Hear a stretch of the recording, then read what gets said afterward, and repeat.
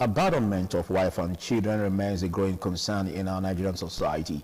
We're looking at the social, legal concerns, and outside the emotional trauma it comes with, the financial burden, the other challenges that could be associated with it. How can we resolve this, tackling it headlong? We started with a part 1 series last week, and we promised that we're going to be bringing you a part 2 of wife abandonment alongside the children. And basically, we look at this and how we can tackle this headlong.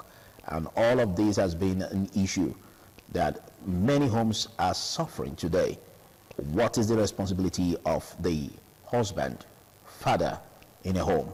And if the husband or father leaves the home, abandoning the responsibilities, what could be the consequence?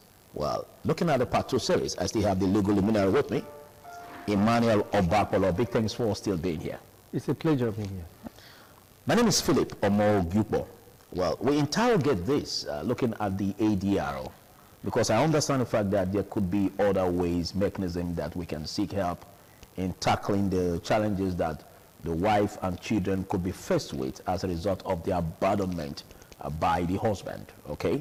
So how can we appropriate a definition of ADRO as it relates to this? Okay, ADR simply means alternative dispute resolution. By its meaning, literally, it means that it is another form of dispute, of resolving dispute without necessarily going through the traditional courtroom system. That's just what ADR means.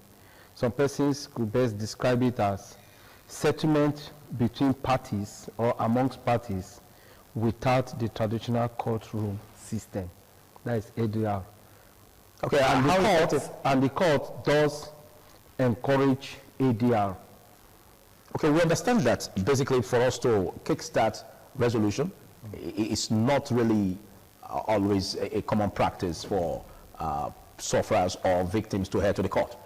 But again, how effective is this ADRO? ADR is very effective, and it helps or assists to lessen the burden on the courts. ADR, just now, like I did say from the outset, that the court does encourage alternative dispute resolution to matters that are even pending in courts, where the court encourage the parties to go and resolve themselves or resolve whatever is the issue or issues between them or amongst them.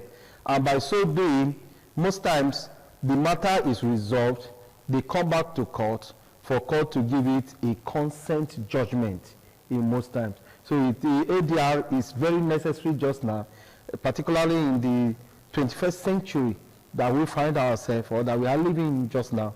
I think ADR is a better means of resolving matter, because by the time the party themselves and whoever is the middleman that resolve the matter come to an amicable settlement or amicable resolution of whatever has been the issue or issues between or amongst them, I think it is better for them, and it promotes unity, it promotes friendship, okay, and it promotes goodness amongst the persons. What institutions constitute ADRO channels? Well, ADR, we have types of ADR. One, we have what is called negotiation. Negotiation is a process where the parties themselves, without necessarily involving a third party, like the husband and the wife, a mediator, okay, as the case may be, all right, they resolve themselves in an amicable manner, and where they think they want to make it a binding document with respect to the negotiation that they've arrived at, they cannot seek for an expert, and that by so doing will lead to another type of alternative dispute resolution, which is known as expert determination.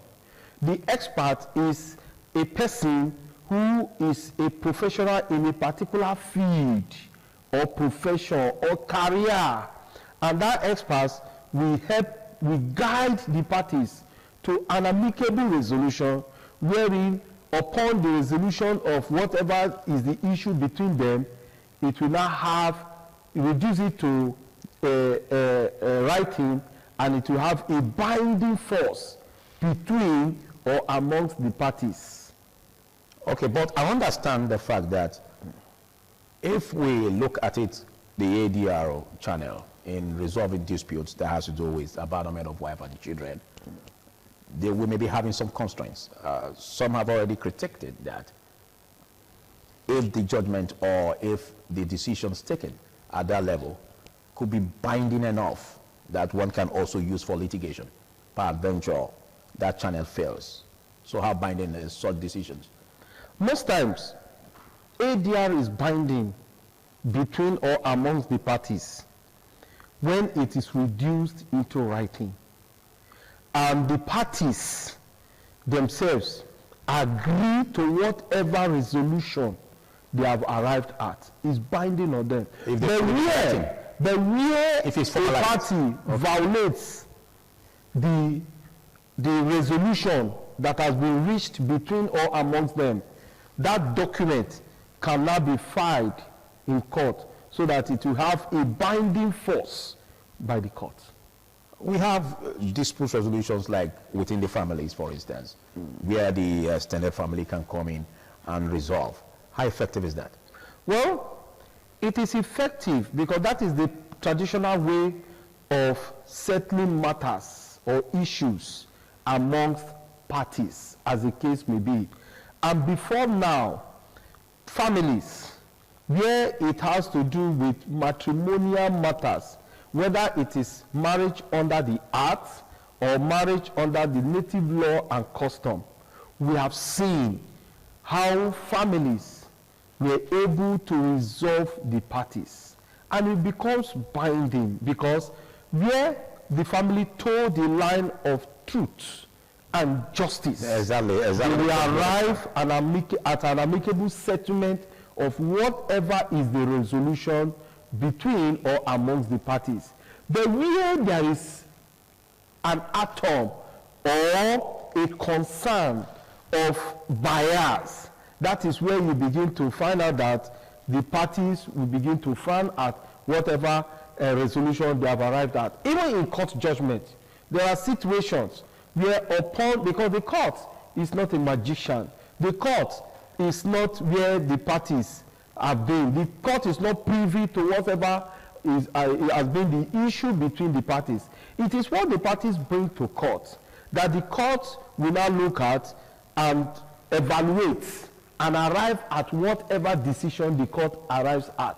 And we've seen where people will say, oh, this court judgment, I am not in agreement with it. And that is why the law, particularly the Constitution, provides for an alternative route, which is for the person to go upstairs. And we'll see appeals and counter appeals. And even just now, we have seen, particularly in election petition matters, even when the Supreme Court arrived at the judgment, people still frown at it. The parties, their well-wishers and privies and surrogates, they begin to talk about it. But the good thing is that you don't have any other place to go but to go to the court of public opinion. It becomes mere opinion and not a binding force. Well, we're looking at this, but let's look at where some spouses could be dominant. While we could have some spouses that may not be dominant, where you just made mention of it that there could be situations that will bring about bias, in all of this. Now, what can you say is the most effective way to resolve issues under this branch of abandonment of wife and children, looking at the ADR? Most importantly, to my mind, I think the best way, alternative to resolving matrimonial matters, captured, be it abandonment of wife and children, be it abandonment of husband and children, whichever form or manner it takes, I think the traditional way of resolution of issues between or amongst parties should be the appropriate way. And but some have frowned at it. Yes. Some have said that some families could be biased and take side with the man, for instance, because if you look at the traditional setting in Africa, the man seems to always have his way in everything. And he's seen as the head of the home, and he's seen as someone who can never do wrong, even though there are skirmishes or features of him, going against the rules that binds the relationship. So in that case, don't you see some gaps that could be closed? When we talk of marriage now, we are looking at the two types of marriage or marriages that we have. One, marriage under the act. Two, marriage under the native law and custom. And if you look at the traditional way of resolution of issues amongst parties, most times it favors marriage under native law and custom. And that is why those who have advocated for resolution of matrimonial matters have advocated that most times the resolution, the alternative dispute resolution favors more importantly marriage under native law and custom.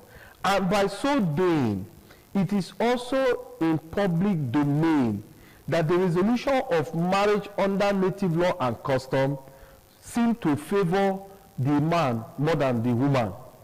And why is because most times the woman may be asked to refund the bride price paid on her head by the man. And when that is done, it is deemed that that marriage has died a natural death, or that marriage can no longer exist between the parties. But nobody seems to ask the question of what next? What compensation should also be given to the woman? Well, all toes towards a direction. And that direction, to my mind, seems to be that Africa is a man's world.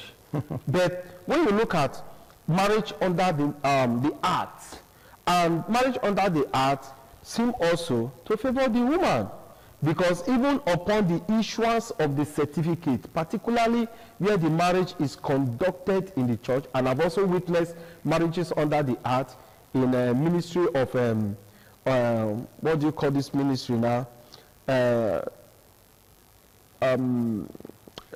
Interior. Okay. Is it Ministry of Interior? Yes, correct. Ministry of Interior. I've witnessed some of them. Even the issuance of the certificate is to the woman. She's given to keep the certificate.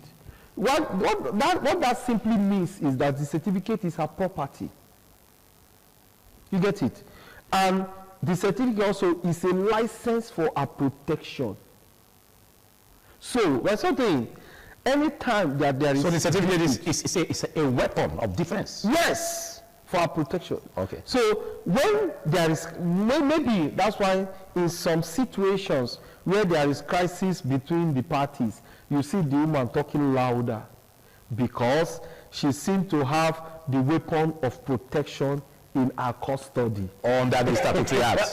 Under the marriage under the acts, or what is called, also called statutory marriage. So you cannot say that there is a divide. Marriage under the act seems to favor the woman. Marriage under native law and custom seems to favor the man. Then where we have a situation where both parties contract marriage under the act and marriage under native law and custom, we have made to understand that the marriage under the act seems to swallow the marriage under native law and custom. And that is why in such situation where there is dispute and they choose to go to court, the court now has jurisdiction over that matter. And the question of marriage under native law and custom will not arise. So, dispute resolution, the court can now look at it and see how, based on the facts before the court, evaluate same and come up with an appropriate or a proper judgment. Okay. We'll take a short break this day.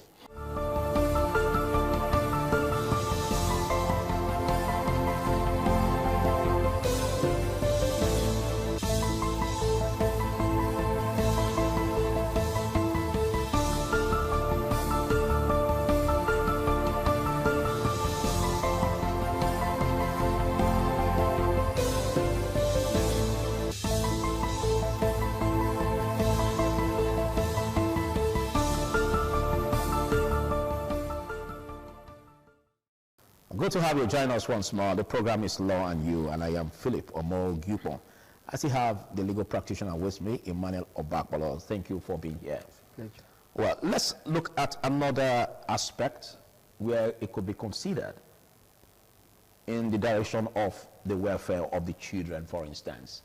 And taking a child outside wedlock, can we say such a child can also enjoy such proportionate support from the laws? Yes, it depends. It is yes, and it is also no. Now, marriage contracted under the Act, where the child is gotten before that marriage, what the man needs to do is what the law refers to as acknowledgement. He needs to acknowledge that child to his spouse and family members. And where he doesn't, such child could be deemed illegitimate. But in our setting, particularly the African atmosphere, no child is illegitimate. No child. Particularly where a man, after contracting marriage under the Act or statutory marriage, and goes outside to carry out what I call Extramarital. no, what I call satellite campuses, and have other children. The question now will be, will those children be legitimate children? Would they enjoy the rights? Would they enjoy such rights? The answer also is a yes and a no. But the man must have acknowledged those children in the presence of members of his family. So acknowledgement is the basis for giving them that right, for them to be endowed with. Yes, it's the qualification. Otherwise, they won't be able They to remain whoever they are. Yes. But you said under the African setting, for instance. No child is illegitimate. And by virtue of the provision of Section 42, but shouldn't that be also the way forward? Because if we are to look at reforms in the direction of giving rights to children, it isn't the blame wouldn't be on the child if the father refuses to acknowledge. And so by virtue of that, shouldn't there be reforms in our laws where, whether by acknowledgement or not, as long as a child is born and is determined to see that the child is the father is the biological father of such a child, shouldn't that be the way forward for reforms? The question so that the child can enjoy the rights, whether being acknowledged or not. The question would be, how do you determine whether the child is the biological child of that person, particularly where the person is deceased? DNA test, of course, we have that. You see the process. However, Section 42, subsection 2 of the extant Nigerian Constitution prohibits the illegitimacy of any person. Exactly. Of any person. You cannot, by his state of birth or statute, now determine the legitimacy or illegitimacy of or deny the child of his rights. You cannot by that. But you know, so we have such laws. Is that yes, Section 42, subsection 2. It guarantees the safety of that child. So in a situation where a father, for instance, denies such a child acknowledgement, can that child exercise such litigation in court? Yes, and it is going to be. Can that child exercise such right? That child can. But you know the process that the child is going to go through, because there's going to be a lot of hurdles for him to cross, particularly where the people begin to ask so many questions. Who are you? Where did you come from? Who is your mother? Where is your mother? How did you get to know so and so is your father? Okay, if that is the case, let us go and do DNA test. And you know that process must first be completed, must first be determined before you cannot say, okay, is a legitimate child of our brother. Okay, but so that a stranger will not come and claim legitimacy where he ought not to belong to that family. Okay, are you bringing a consideration where the man could be deceased? Yes, that's where the man is deceased. Otherwise, if the man is not deceased, is not deceased, it's just a DNA test. Yes, if he denies it. It is even the paternity question of that child will be from the man and not from anyone else. But where the paternity question, where the man is deceased, the paternity question will now come from members of the family and probably the wife. And you know the woman must ask that question.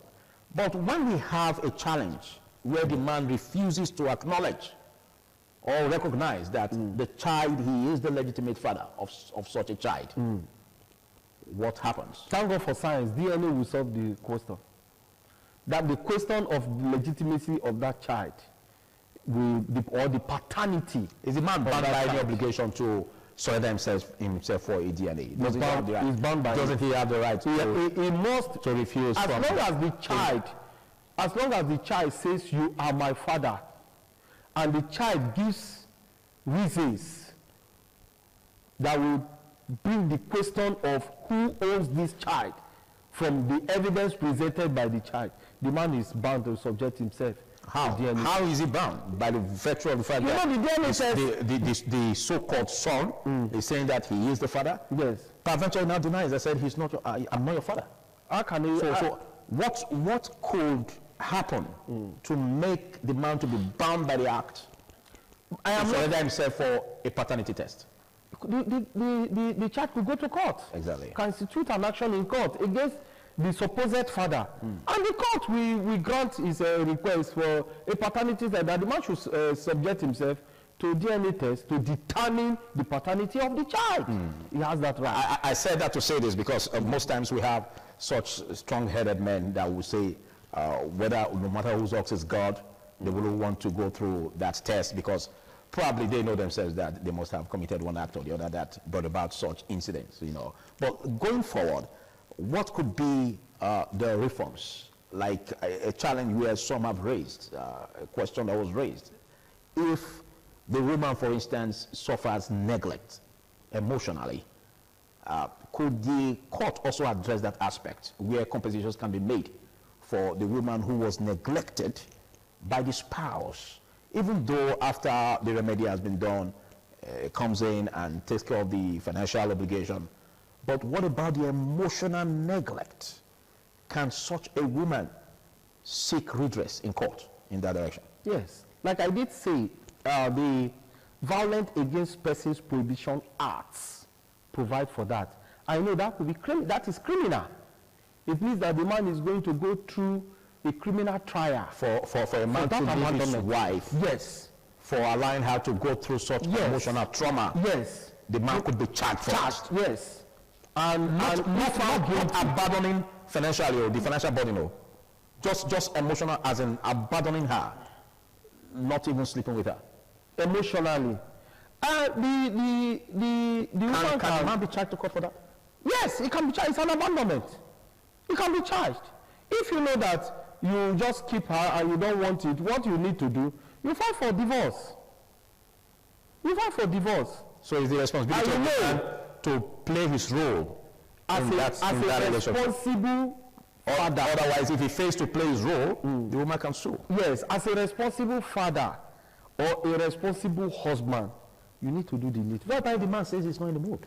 It's not in the mood. Then file for divorce. Never in the mood to be close to the woman. Then file for divorce, and not to just keep her and abandon her.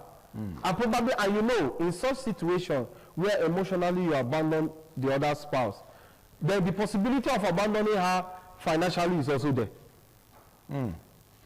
Is that it must be tied to it.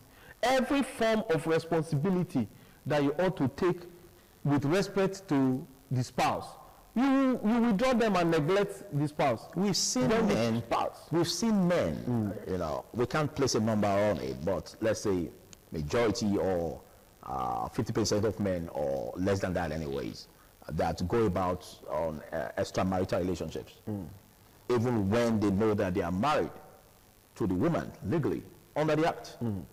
what does the law have to say in such situations where men, go denigrate their marriage vows and go into extramarital relationships, affairs? Does the law frown at such? Frowns at it, and it's clear, very, very clear. The only thing is that if the woman does not cry out, who knows? Who will hear it? So not until it takes the woman to cry out. And by crying out, I mean, and show evidences. Yes, by crying out that the husband has a side chick. Is that what you're talking about? Yes. Not another woman in put in a matrimonial will. We're looking at just a side chick. There's no satellite campus. Of course, yes. So which means the man can't do that.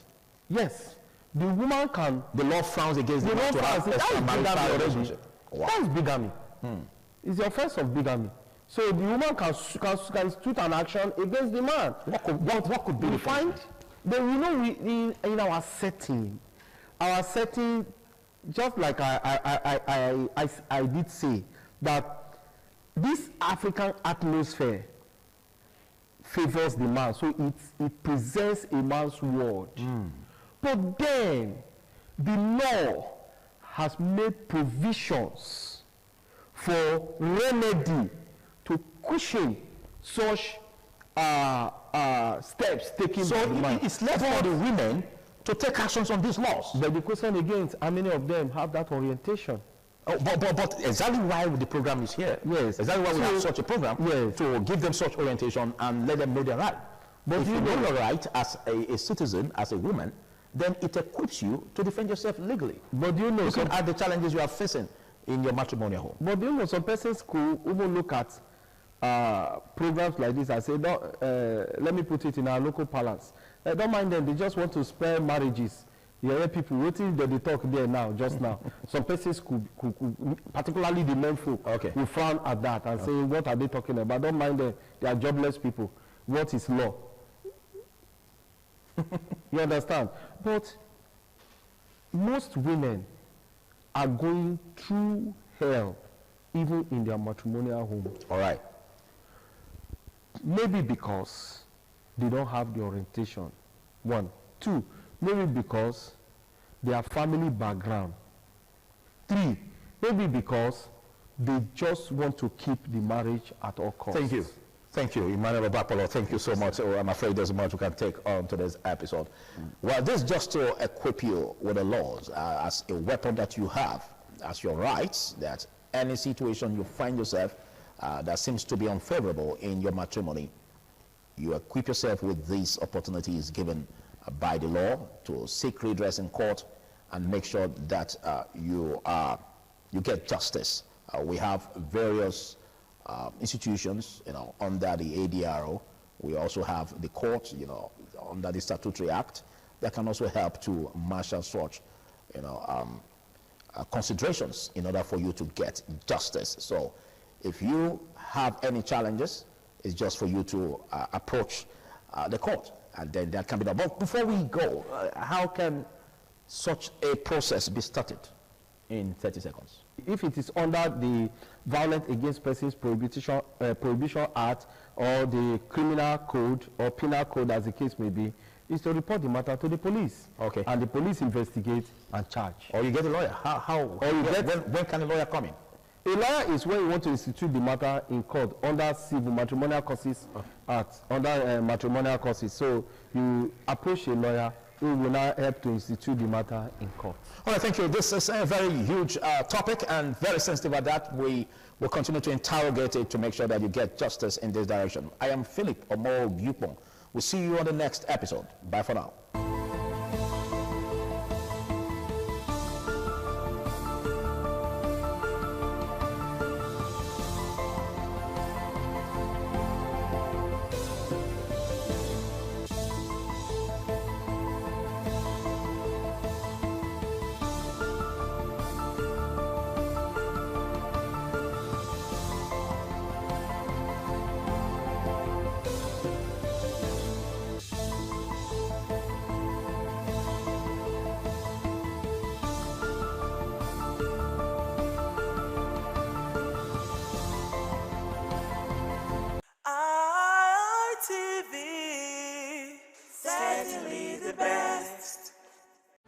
Joining us on the program Environment Watch on Independent Television.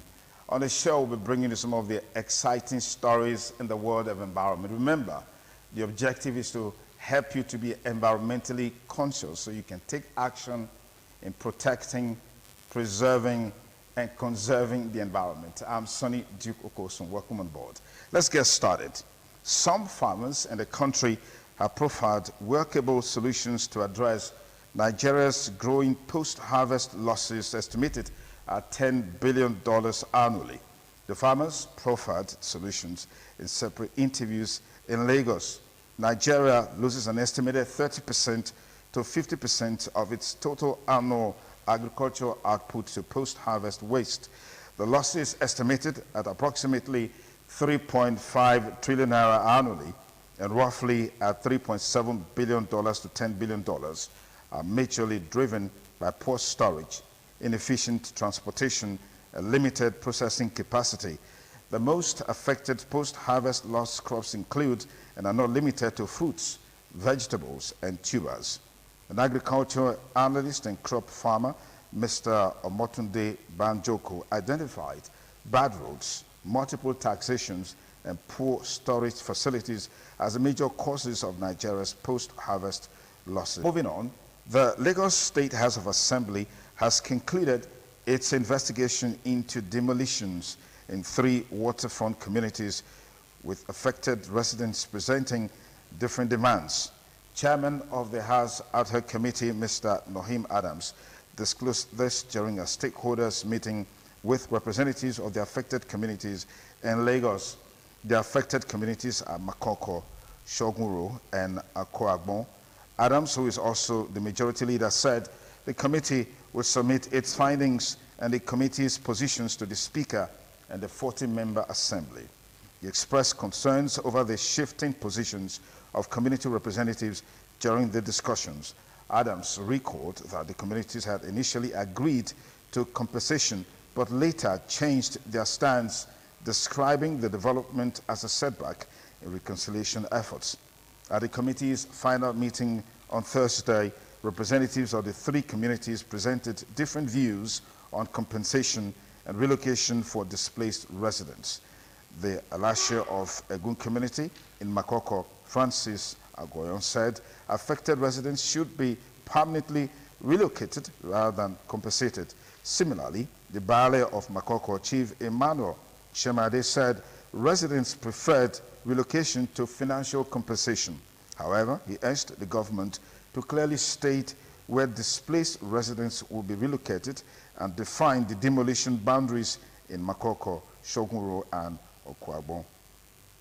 In contrast, Shoguro representative Mr. Bola Ayande said the community preferred financial compensation. Ayande suggested that each affected resident should receive about 10 million naira, noting that an average bamboo house in the area costs between 4 million naira to 5 million naira. Hadejia Jamare River Basin Development Authority has restarted construction of the Kafin Zaki Dam project in Ningi local government area of Bauchi State, abandoned for over 40 years. The authority's managing director, Rabiu Bichi, dropped the hint during an interview in Kano shortly after the inspection of the project. Bichi said that the project, initiated under Ibrahim Babangida military regime, was halted shortly after commencement. He said the authority was reviewing the project in partnership with the Bauchi state government. Bichi said that compensation was paid to affected farmers 40 years ago, but its abandonment led to resettlement issues. He explained that efforts were underway to relocate residents and provide alternative settlements. The dam's completion is expected to boost irrigation, water supply, and agriculture in Bauchi State and beyond.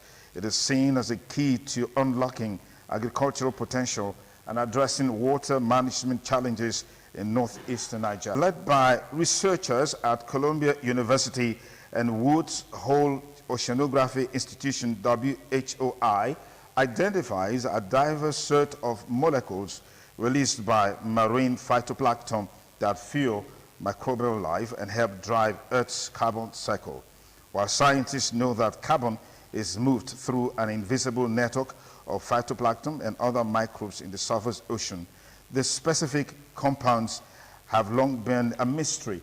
These compounds are small, chemically difficult to detect in salty seawater, and are rapidly consumed by other organisms almost as soon as they are produced.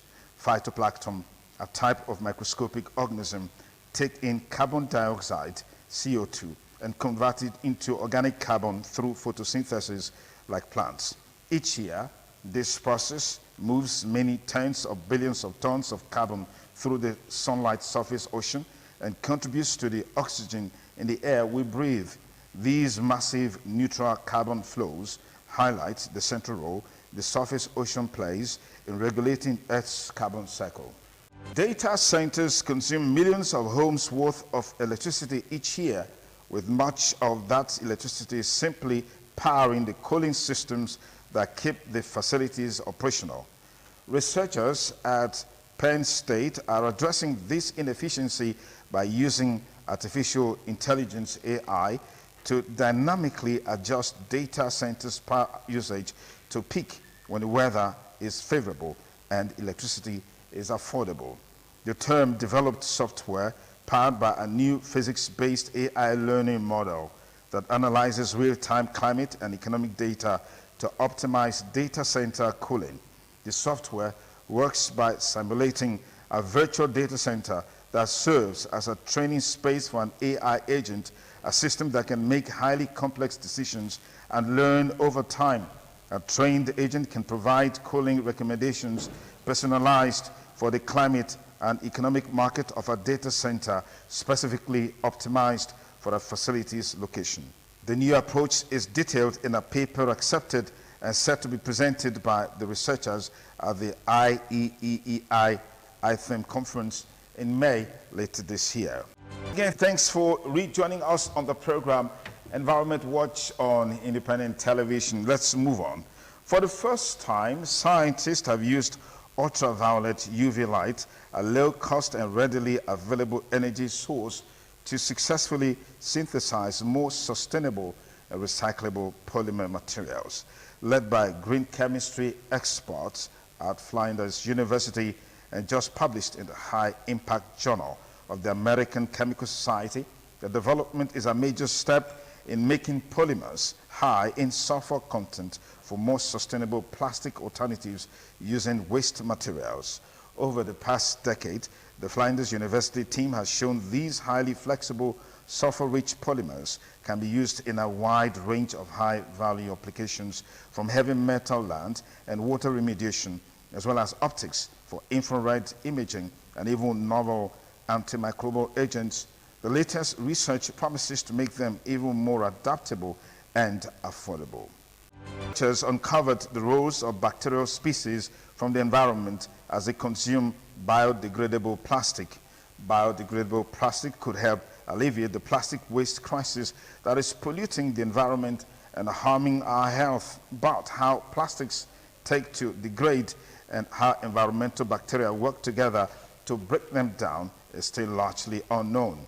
Understanding how plastics are broken down by microbes could help scientists create more sustainable materials and even new microbial recycling systems that convert plastic waste into useful materials. Now, MIT researchers have taken an important first step towards understanding how bacteria work together to break down plastics. In a new paper, the researchers uncovered the role of individual ocean bacteria in the breakdown of a widely used biodegradable plastic. They also showed the complementary processes microbes use to fully consume the plastic, with one microbe cleaving the plastic into its component chemicals and others consuming each chemical. Wildfires can inject millions of tons of gases and aerosol particles into the air, affecting temperatures on a global scale. But picking out the specific impact of individual events against a background of many contributing factors is like listening for one's voice from across a crowded concourse. MIT scientists now have a way to quiet the noise and identify the specific signal of wildfires and volcanic eruptions, including their effects on Earth's global atmospheric temperatures. In a study appearing this week in the Proceedings of the National Academy of Sciences, the researchers report that detected statistically significant changes in global atmospheric temperatures in response to 3 major natural events: the eruption of Mount Pinatubo in 1991, the Australian wildfires in 2019 to 2020, and the eruption of the underwater volcano Hunga Tonga in South Pacific in 2022. Stanford-led research traces a direct line from extreme weather to a massive dengue outbreak in Peru. The findings serve as a warning and the seed of a possible solution. Diseases historically absent from the United States have been showing up in Florida, Texas, California, and other U.S. states in recent years. To understand why, look to Peru.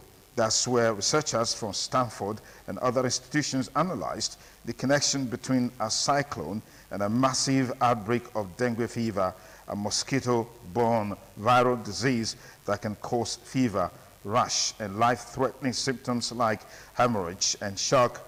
The findings, published March 17 in One Earth, reveal that warmer, wetter weather linked to climate change is making disease epidemics more likely. Wrap on the program Environment Watch on ITV for this week. Be sure to join us same time, same station next week on the fresh episode of the program.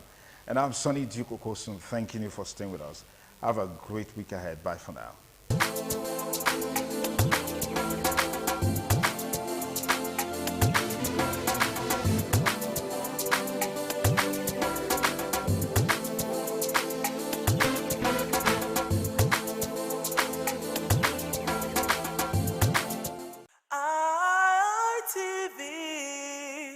Certainly the best.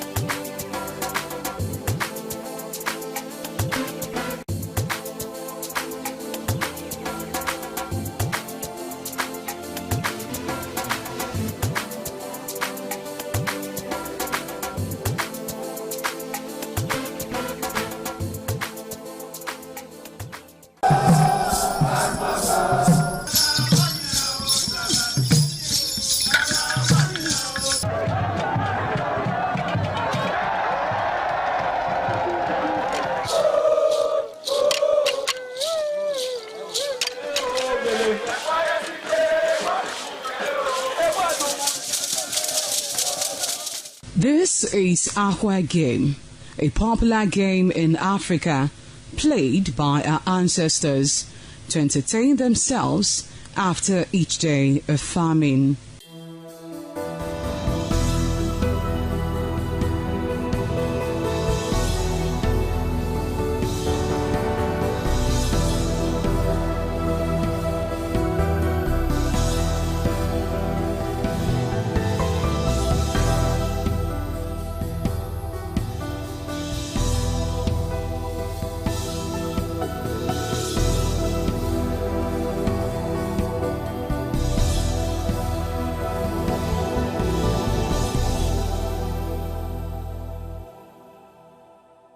It is also relevant in our coronation in Africa.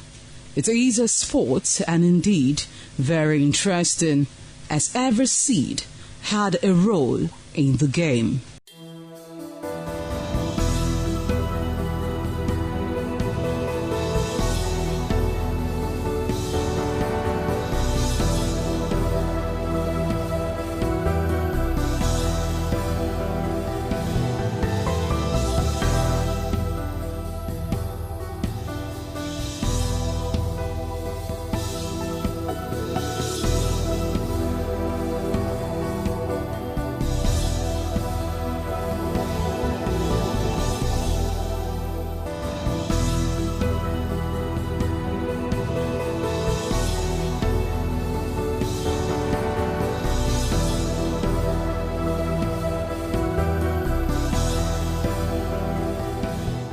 Playtime is 45 minutes per set.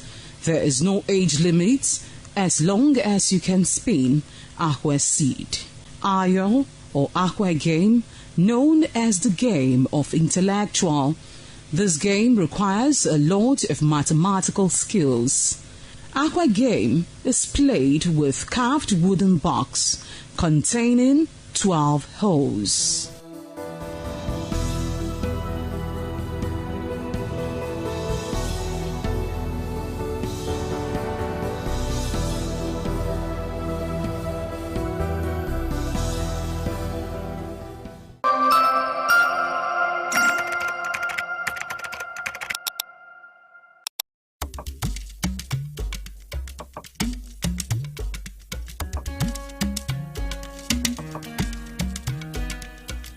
What does one do with a bunch of memories? Laugh about them, cry over them, or capture them? I know what I'll do with such memories. I'll showcase those memories. Yes, I will show them to the world. I will flaunt those memories. Showcase that marriage ceremony of yours. Burial ceremony? Yes, let the people know that you buried your person in a grand style. Thanksgiving, ordination, baby dedication, housewarming party, and lots more on your entertainment program, Memories, on Independent Television. Every Sunday, remember, for your event to be considered thick and classic, then it has to be on Memories. Memories.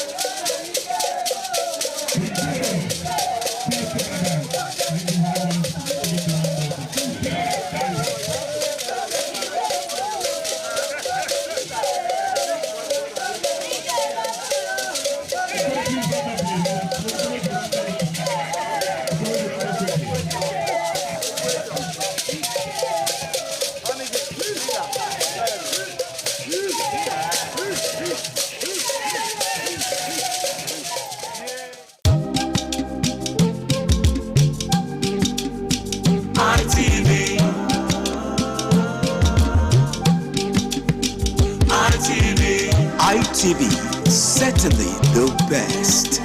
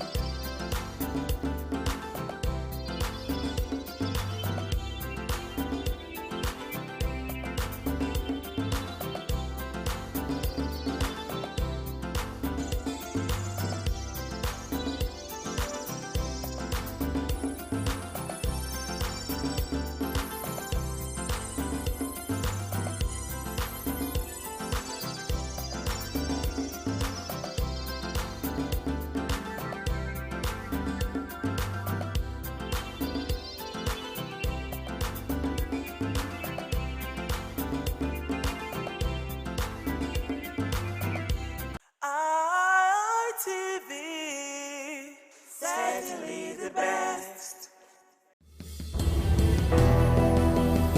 Hello viewers, it is Viewpoint on ITV. I am Caroline Okonji. Since May 29, 1999, Nigeria has had 27 years without military interruption. And of course, that's the longest stretch that we have had in our history. Nigeria marked 27 years of uninterrupted civilian rule on June 12, 2026. And it is the day we commemorate the annulled June 12, 1993 presidential election won by Chief MKO Abiola. And in that regard, 27 down the line, we're going to be surveying and talking about the gains, the challenges, and the current demands of citizens to know what we have benefited 27 years down the line. It is Viewpoint on ITV. I am Caroline Okonji. If there should be anything to celebrate, is the gift of life. But for now, in terms of our democracy, there's no dividend to celebrate about. We got our independence about 57 years ago, in 1960, 1st October in 1960. And the democracy lasted for about 6 years, being truncated by the military government. In the First Republic, then the Second Republic started in 1978 and truncated in 1983. So in that Second Republic, at least Nigeria have a feel of democracy. At that time, we operated in the region, middle region. Then under we have Bende State that time. Those parties, UPN and NPP, they have manifestos. The UPN being headed by Abu Ali. And what are the first manifestos? Talking about free education, free healthcare, social welfare, and employment for everybody. And that time, I also benefited. I benefited, I feel. I was included those they have entitled to free educations, have entitled to free books. Then after that time, it was truncated by the military. In 1998, we got the Fourth Republic. From Fourth Republic till now, which make it 27 years of unadapted democracy. The people representing us are not representing the masses. The true democracies enthroned citizenship. You enthroned the office of citizenship. It gave us ownership. As of today, the 215 million Nigeria, we are not claiming ownership of Nigeria because the government is supposed to belong to the people, according to Abraham Lincoln. He said democracy is supposed to be the government of the people and for the people. If we must ask a question, even people that listen to me, is the democracy belong to you? The power affords to you? We're supposed to employ the people. But in 1999, or this Fourth Republic, so the democratic system, people that represent us in each of the parties, do they have a manifesto? Go and check. Harry S. Truman, the president of America, also told you, say, how do you know a democracy that is working and the one that is not working? He said nobody can get rich in politics. He said, when the society, when the wealthiest and the richer people in the societies are politicians, he said that society is fundamentally corrupt. It's not democracy. What can we say we are benefited in Edo State or in Nigeria? And you know, Setman was kidnapped at Airport Road. No security. What offense does he commit to be in Nigeria? In Nigeria, we're traveling for vacation in Kevel. They were deported, called green passport. Got a call from Tripoli. They say, all Nigeria must go because of our green passport. So number one, true democracy and true citizenship, anywhere we go. But as of today, nothing to celebrate. And if I must give advice, any people that must come into the system, in those days for you to become a representative or candidate for any party, you must have something to offer, must be educated. But today, what can we say? Out of the 36 states in the country, how many governors can you say is representing actually the true color of the citizenship? Where your governance is never what the gate man that could be teaching your children. Go and find out the issue of Abu Saleh in his days. Nigeria, they benefited him. Go to the West, a lot of people feel them. When the government was toasted, do you see any Abu Saleh having in the house? In present day, they go and see all people representing all the governors, even for the House of Senate. The bill they are passing to favor them, don't favor the citizens. So we need to advise our people. In 2027, actually, I'm still worried if the democracy can still work because the people that are in charge of the elections, who planted them, who mandated them, it's the same people. So I just pray that in 2027 we'll have a good democracy. But this 27 years of democracy, not to benefit. Not to benefit. They are not to come to benefit. The only benefit we can benefit is the air we are breathing, which is given by God. All the political children that are university, the governors' children that are university. What can you talk about? Primary healthcare. Go to private government hospital. You can't pay the bill. My father retired as a military officer for 30-something years in the military. What has he benefited? But not today. People now, this Fourth Republic, What we practice today is not democracy. We practice 3 types of democracy in Nigeria now, which are called not democracy. 1, we practice borrowcracy. 2, we practice lootocracy. 3, tifocracy. They borrow, they loot, and they use it for their family. That's what we are practicing today. That is why Harris Timmer told us, he said you can't get rich in politics.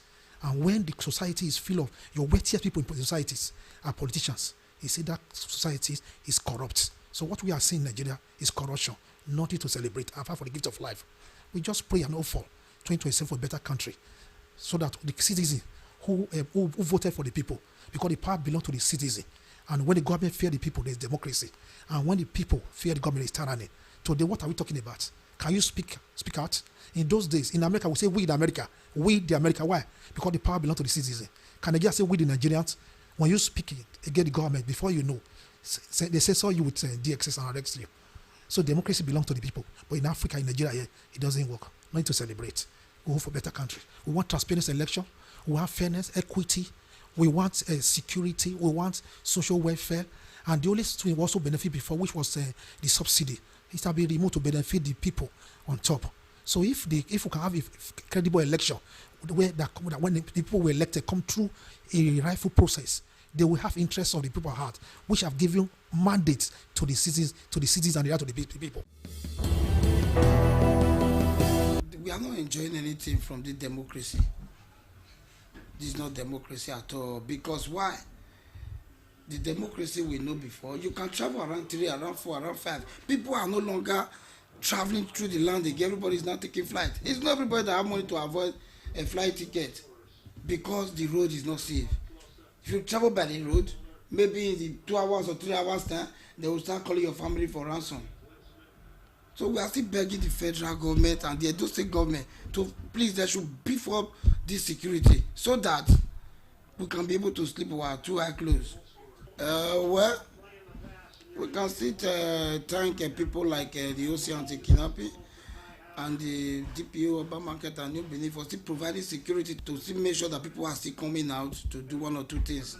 The OC Anti-Kidnapping pinning down somewhere in a black spot to make sure that they can solve most challenges that we are facing this period. At least we are still begging the Edo State government to please to mobilize people like the vigilante and the rest. Even as I speak with you now, people are dying somewhere. It's like there's an uprising in Nigeria just because our own zone is very comfortable for us. There are some places that people are running for their dear life. People are dying as I'm talking to you now. So we are still begging the federal government to look into this insecurity matter. Not only at those states, not only Benin, everywhere.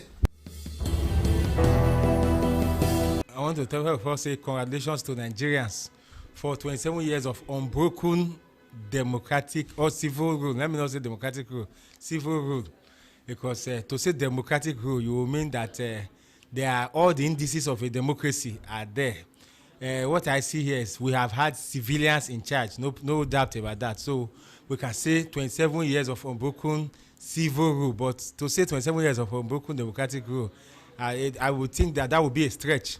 A democracy actually entails a government by the people, where the people are the ones in charge and in power. The question is, in the last 27 years, have Nigerians been in power? How can we say that we have a say in what happens in our government? Because the government where those in charge can tell you that this is what will happen, and whether the people agree or not, it doesn't matter. I do not think that is a democracy that we should be celebrating as a democracy. How did June 12 come about? Because we are celebrating June 12 as our democracy day. They even mentioned the late Chief MKO Abiola and celebrated him, but they didn't mention the issues that led to Chief MKO Abiola being celebrated as June 12 hero, as democracy hero. The man is being celebrated because he won a very democratic process of election. A people decided election. He won that election, but the powers that be did not allow him to sit on his seat as the president of the federation, as it were then. So that is why we are celebrating June 12 as Democracy Day today, to commemorate, to remind us of that day, so that we make changes, so that when we want to go astray, we remind ourselves of what has happened before and wealth should not be allowed to happen again. Because these days, I see a lot of factors that are repeating June 12th every day. We repeat every time we want to do election, we do everything to frustrate the will of the people. And exactly what the military did then. We are only calling June 12th and celebrating MQ Abela because it was a military government that frustrated the will of the people. What about the civilians that are frustrating the will of the people today? Have we talked about them?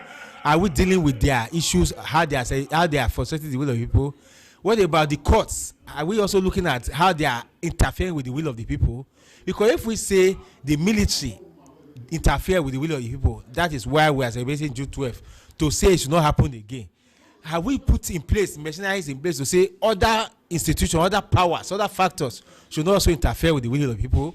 Because presently you have cases where everybody is saying we voted for Mr. A, but when the court decides, you see even D, it will not even be B or C, you see D sitting there in power. And you begin to ask how he got to that stage. You don't know. It's factors that vitiate democracy have interfered with that process. So I think it's high time we look at those factors, correct them, so that people can actually be the source of power, not power being the source of power. Because what we have today is, once you win election, you become the source of power. You are the doer and say, oh, you are an emperor. We have emperor kind of system, government where no matter what the people want, it is nothing compared to what the government says. For heaven's sake, if we were running a government, a people-powered government, a people-backed government where people's will actually count, you won't be hearing of trillions of naira missing, and NPC cannot account for it. A senator will speak about it. That senator will be the one that will be vilified. Now, the entire Senate that is supposed to be the conglomerate of the people, the representative of the people, who will leave the issue, which is our missing trillions of naira that has not been accounted for by NNPC.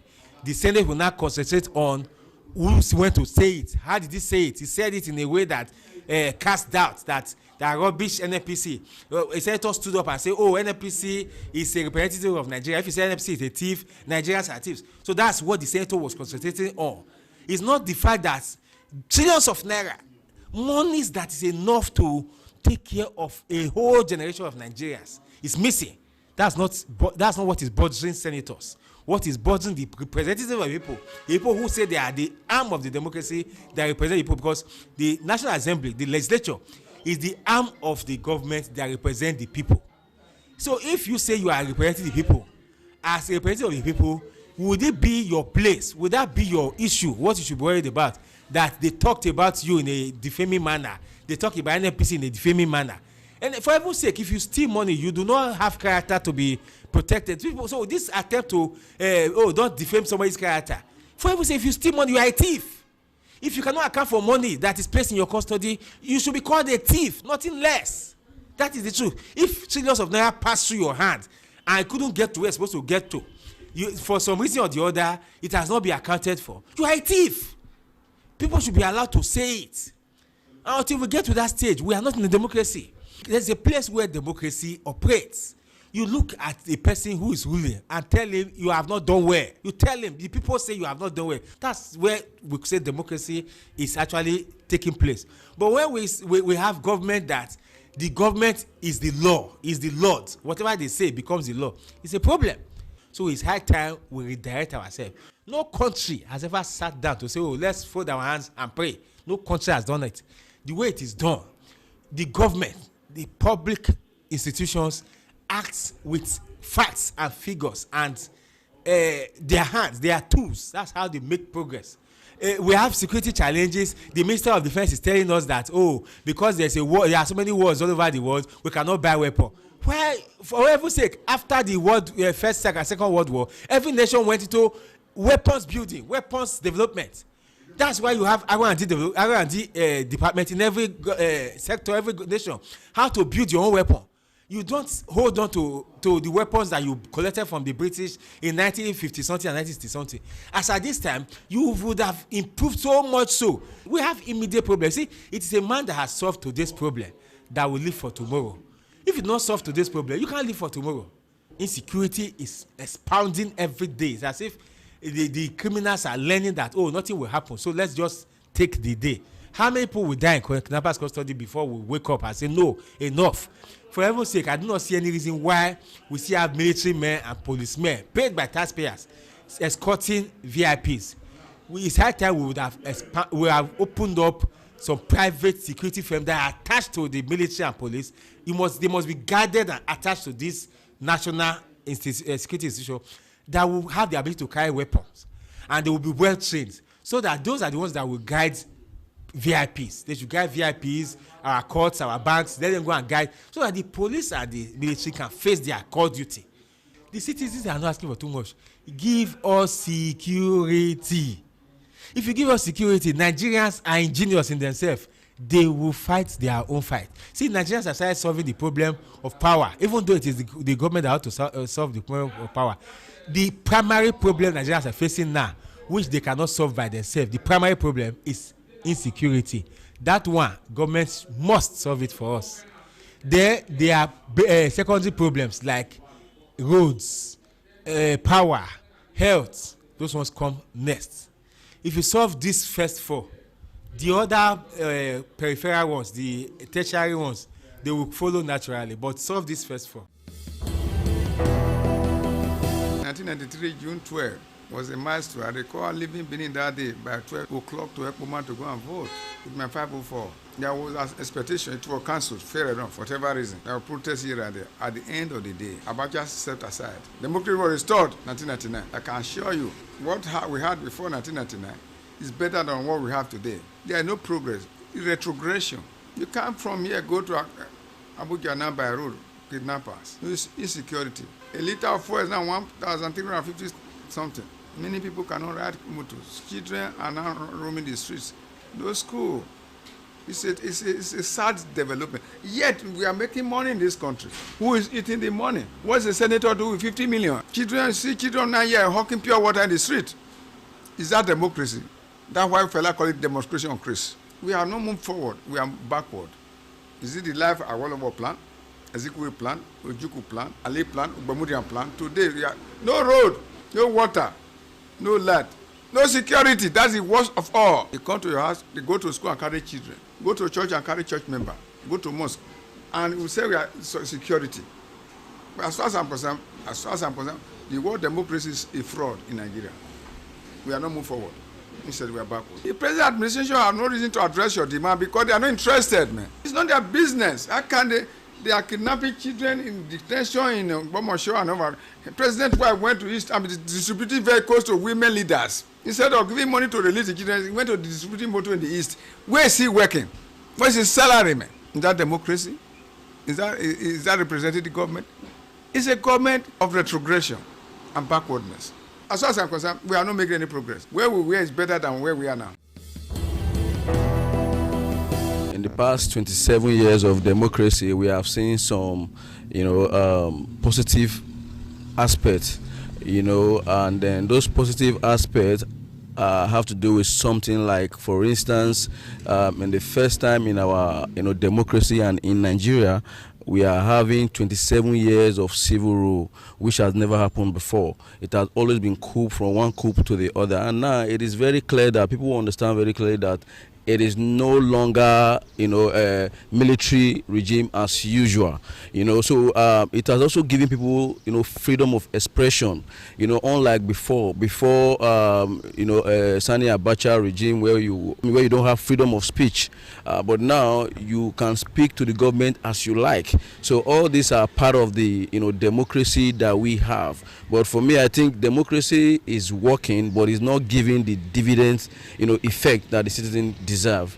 To be sincere, I would say that civilian regime is far better. Yes, we know that there have been so many, disappointment for the citizens, but I can tell you for a fact that if in a society where you do not have freedom of speech, freedom of expression, where you cannot do anything except a decree is made, or when a decree is made you cannot go against it, that is not a society, and we should be living in a more civilized society now. So I believe that civilian rule is far better. Basically, I want to talk about the challenges. I did mention that yes, we have made some good headways in civilian rule, but we have some of this disadvantage that has actually, tried to put the citizens on their nails. For instance, let's look at economy. Economy happens to be the highest of it all because economy has made so many things to go far higher, beyond the common man's reach. If you take a look back in 2023 or 2020 or thereabout, you find that the economy was far better than this, 100%, because as at that time you could get a bag of rice for just 8.5, and now a bag of rice is 60,000, 65,000, 70,000. So you could see that the decay in the economic system is so bad, and that has actually eaten so deep, and it has actually made the citizens not to have that trust, not to have that strength and that belief for the government, because all they've been saying all along is to see that the government is not putting the policies that could affect the poor people, and some of these policies that the government put in place do not really affect the rich. It only affects the poor. So all these things put together are reasons why you tell that the citizens are feeling very, very bad, and the citizens are really not asking for much. Nigeria is a very, very hard-working country. We all know. If the government is able to provide just few things, like for instance road, security, electricity, I'm sure that can go a long way. I mean, you could imagine that for the past 1960 point, we've not been able to get 24 hours electricity, which is so bad. We don't have road. Insecurity everywhere. Because of this road, it also contributes to insecurity, because if all the roads are good and people can move freely, and you find out that these bandits or whatever they are, they cannot be easily they cannot easily come out, because it will be easy for the security agent to get to them immediately. So all these contribute to some of the the pains that the Nigerian people are feeling, and it's a big disadvantage that I believe that the government should look deep into that. Well, so far so good. We have seen the bad, the good, the ugly, and we are still surviving. We cannot actually say it has not been good, but rather it has not been a bed of roses, because looking at from 1999, we have had change of government from one party to another as well. Authoritatively, I can say that Nigeria has fared better, because the best is still yet to come, because democracy as it stands is still better than military dictatorship rule. Be that as it may, Nigeria, under this present democratic rule, which have lasted for 27 years now and is still counting, I would say that the citizens have enjoyed the dividends of democracy to some extent. Take, for example, from the time of now former President Olusegun Obasanjo, came with the use of mobile phones. And I'm very, very pleased to say that that was a plus to that government. And then, as President Olusegun handed over to Yar'Adua of blessed memory, we begin to enjoy the dividend of democracy as it relates to reduction in fuel pump price and what have you. But unfortunately, that regime came to an end by reason of the death of President Yar'Adua, and Goodluck Ebele Jonathan took over. And again, we were enjoying it. I could remember vividly at the time before the election that ousted Jonathan, cement, a bag of cement was reduced to even 1,000 naira as at that time. So I can also say that is part of the dividend of democracy, even though it was a pre-election year or before the general election of 2015 that we enjoyed that.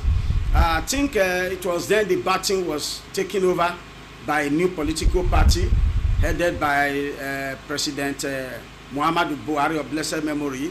Well, I can say from there on, we all know the story.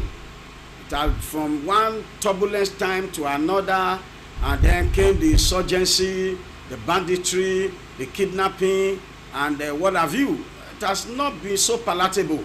Again, one would have expected that Nigeria, with its democratic system, things will be going from bad to good, from good to better, from better to best. But the reverse has been the case. For example, in this country, you sink borehole just to get water for yourself.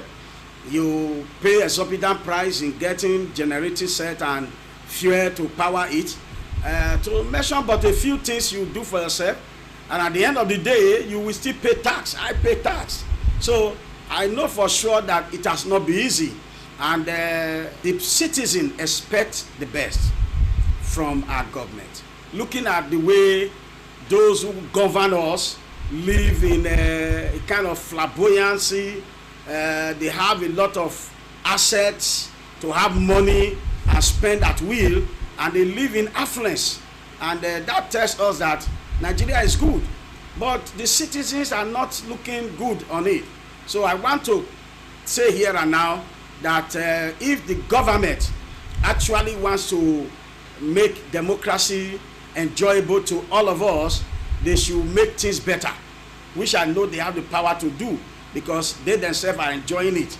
So we, the citizens, need to enjoy it too.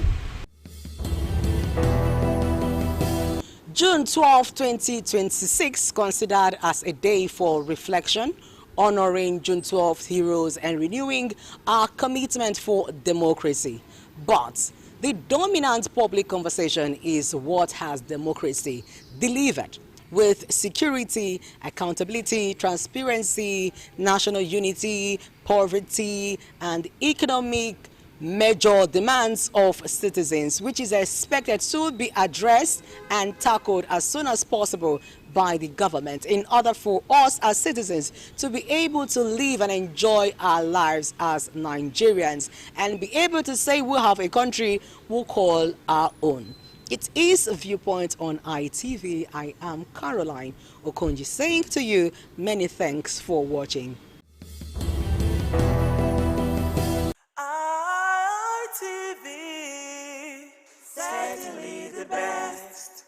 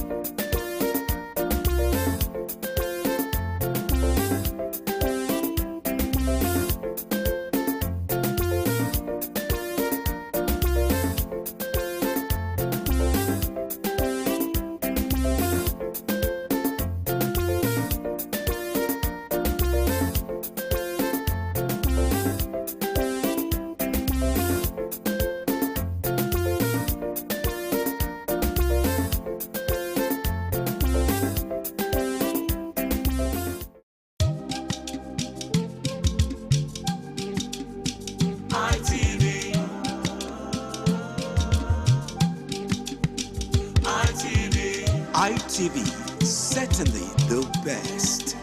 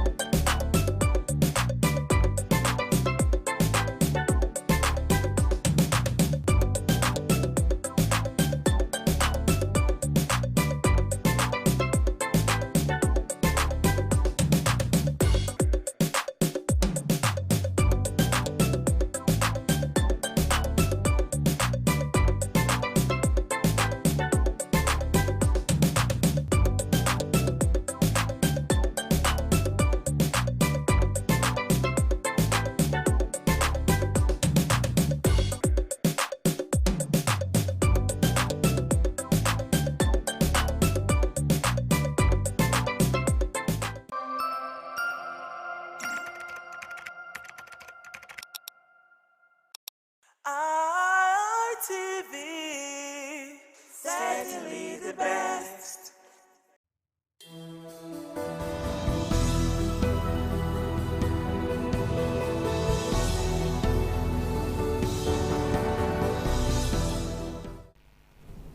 Good afternoon and welcome to another edition of Itchings and Voices here on Independence Television and on radio. My name is Mamedu Rebecca and I'm your host for today. And first of all, I would say hope it's not too late to wish our children a happy Children's Day. And we'll be continuing on the conversation that we've been on for a couple of weeks now, which is on inclusive education. And this is a special edition because this week we celebrated our Children's Day, which we will be here to also talk about the importance of education for children. For the past few weeks, most of our guests have talked about why inclusive education is more important than just integrated education for every child, most especially children with disabilities. And today, of course, we have our sign language interpreter, Cynthia Godwin-Aya, that will be doing justice to our hearing impaired community. And our guest for today is Mr. Kingsley Eromesele, who is a teacher in Iyogbe College. Welcome very much, sir. Thank you very much. It's nice to have you. Okay, sir, we'll go straight into the conversation. So with your experience, we know a lot of people have different ideology of what inclusive education means. But I want to ask you personally, what does inclusive education mean to you? How do you see inclusive education?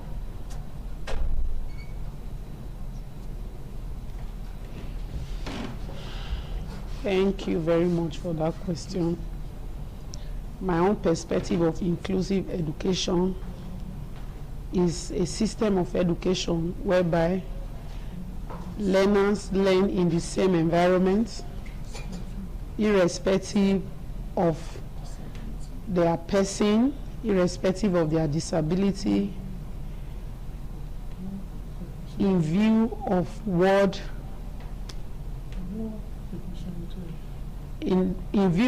Federation of the Deaf, we also support inclusive education, but with a condition that it must be that inclusive education must be made culturally accessible to hearing impaired children, to the deaf children, with the use of a sign language interpreter to give them access to information, free access to their peers, because there is no way you can train a deaf child without including them in an environment where they have hearing counterparts and friends. That's how I see inclusive education as it relates to the deaf. Oh wow, thank you very much, sir. So what would you say, aside from what you just said, can you throw more light on the exact importance on inclusive education for a child that is hearing impaired? Because you made mention of how culturally it should be made available for children with hearing impairment. So can you throw more light on the importance of it for children with hearing impairment, if you're specific now?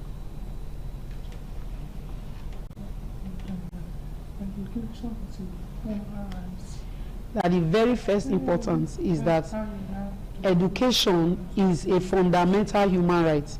Every child, irrespective of the disability, should have access to education. But as it is, education is not fully accessible to some deaf persons. In Edo State now, for example, we have 18 local governments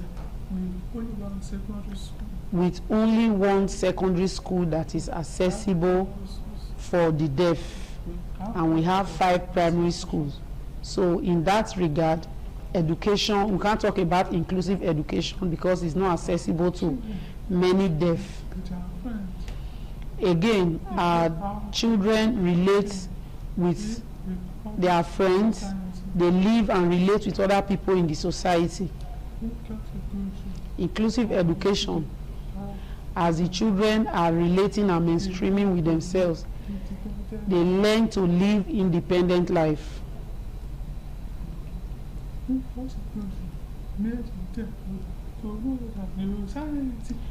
that inclusive education is important to the deaf person because it will make them to see that the society is wider than what they think because they have access to relate with other people. But if the school is segregated, it is possible that some deaf will not benefit from the importance of inclusive education. Oh, wow, thank you, sir. And from what is said, are there some challenges that are perhaps particular to students with hearing impairment that maybe children with other kind of disability might not experience? Because since we've been talking generally on inclusive education, but now bringing it to students with hearing impairment, are there some challenges they face that maybe a child with physical impairment or visual impairment might not experience per se?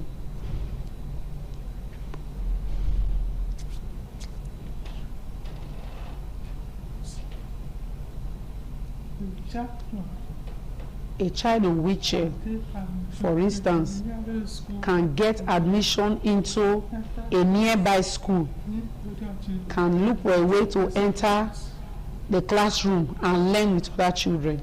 But for a deaf child, cannot just gain admission into any school, whether the school is closed or the school is what the parents, is the choice of the parents. If that school does not have provision for inclusive education, a deaf child cannot benefit from it. Another challenge is lack of sign language interpreters. Without sign language interpreters, deaf education is meaningless.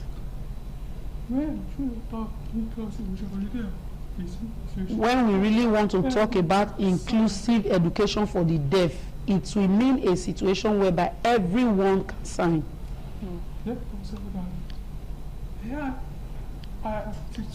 For example, I, as a teacher,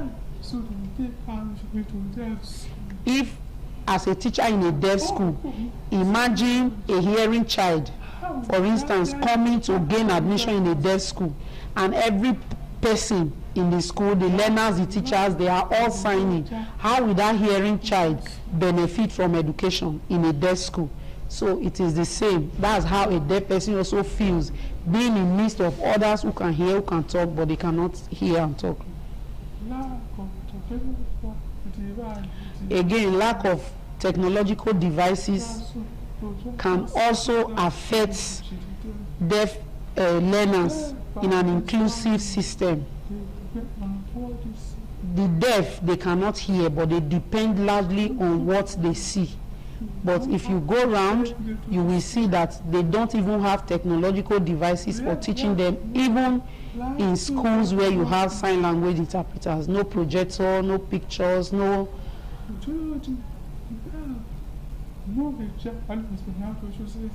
Again, some children have hearing aids.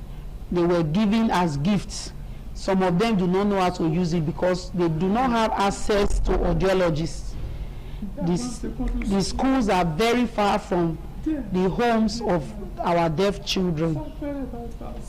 Now that we have one deaf school in Benin City, some of our students live at Saple Road Bypass, some live at Oluku, some live very far away from school. Leaving the house, no matter how early, they will arrive school tired and late.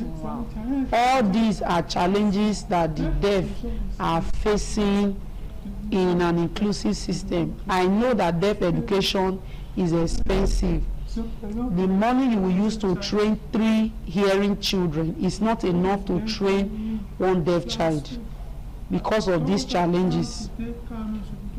A parent came to me last week sharing the daughter's story that the child is looking for admission into a higher institution. I referred that parent to Ilorin, where the child will have access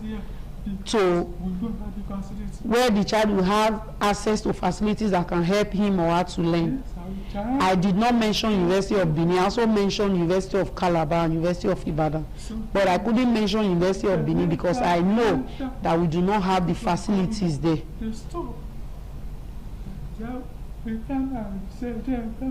There was a time I visited the deaf primary school.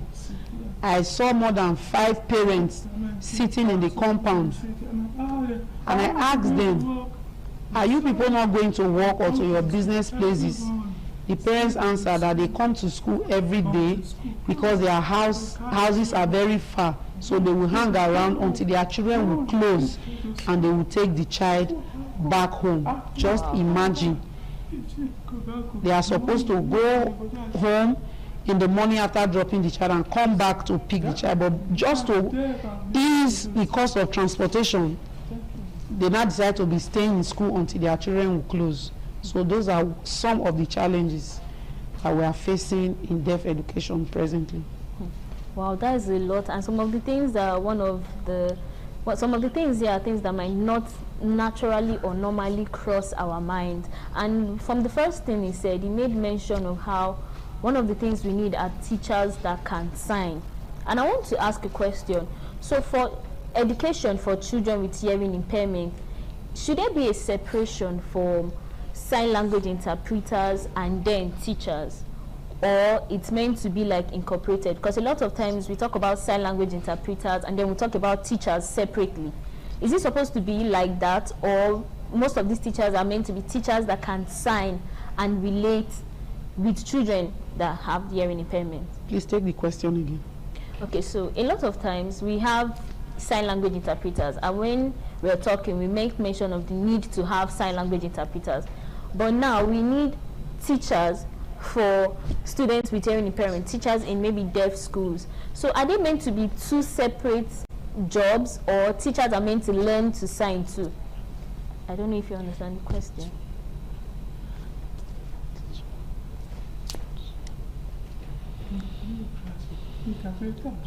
In real practice, sign language interpreters are different from the teachers.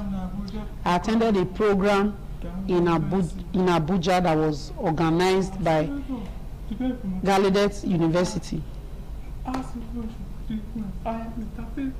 There we had some teachers who were deaf teachers, and we also had interpreters. They made us to understand that the work of the sign language interpreter is different from the work of a deaf teacher.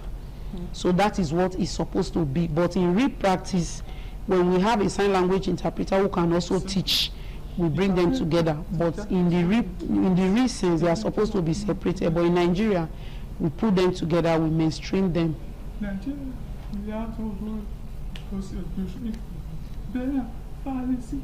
In Nigeria, we are talking about inclusive education, but do we really have the facilities for inclusive education? No. So for that, personally, I recommend partial integration, whereby you have special needs students in the same school environment with regular students, but having their lectures in separate classrooms. Inclusive education, I fully support it in higher institutions, because at that level we have students who have gone through the process of a strong foundation from primary to secondary. Then at the university level, they would have gained enough skills and attitude that will enable them to cope in the same classroom with others. But for primary school, I do not recommend inclusive education for deaf, even at secondary level. In primary school, maybe junior secondary school, up to junior secondary school, you can have some students who will not be able to make a simple sentence, but it's not the same thing in the regular school. Okay, well, thank you very much. We'll have to go on a very short break, and when we come back, we're going to continue from when we stop on the conversation. Thank you.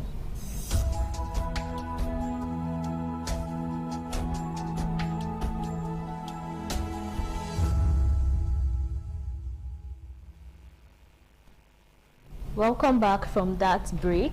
Like we were talking about earlier, so you spoke about how you would advise for children in primary and secondary school to have partial inclusive education, if I'm correct, and not full inclusive education for the need to be integrated properly. Yes.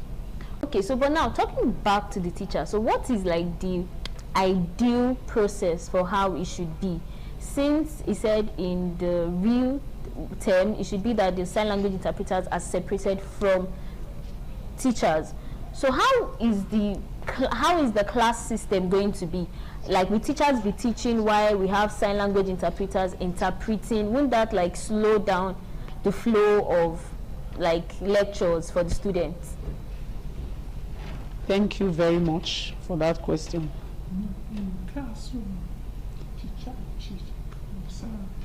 In the classroom, the teacher will teach with sign language. The teacher who understands sign language will teach using sign language directly.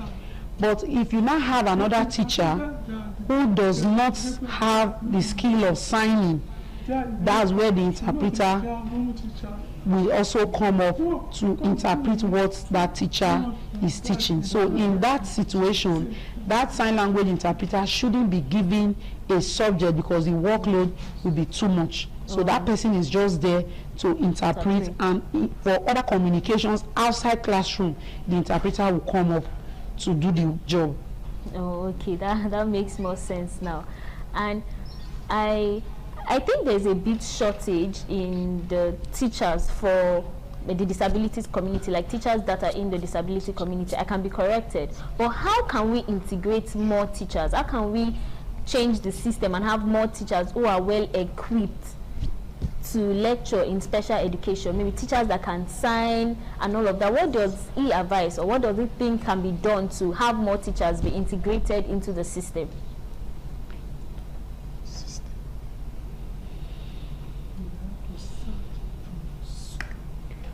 We have to start from school, encourage students to study special education.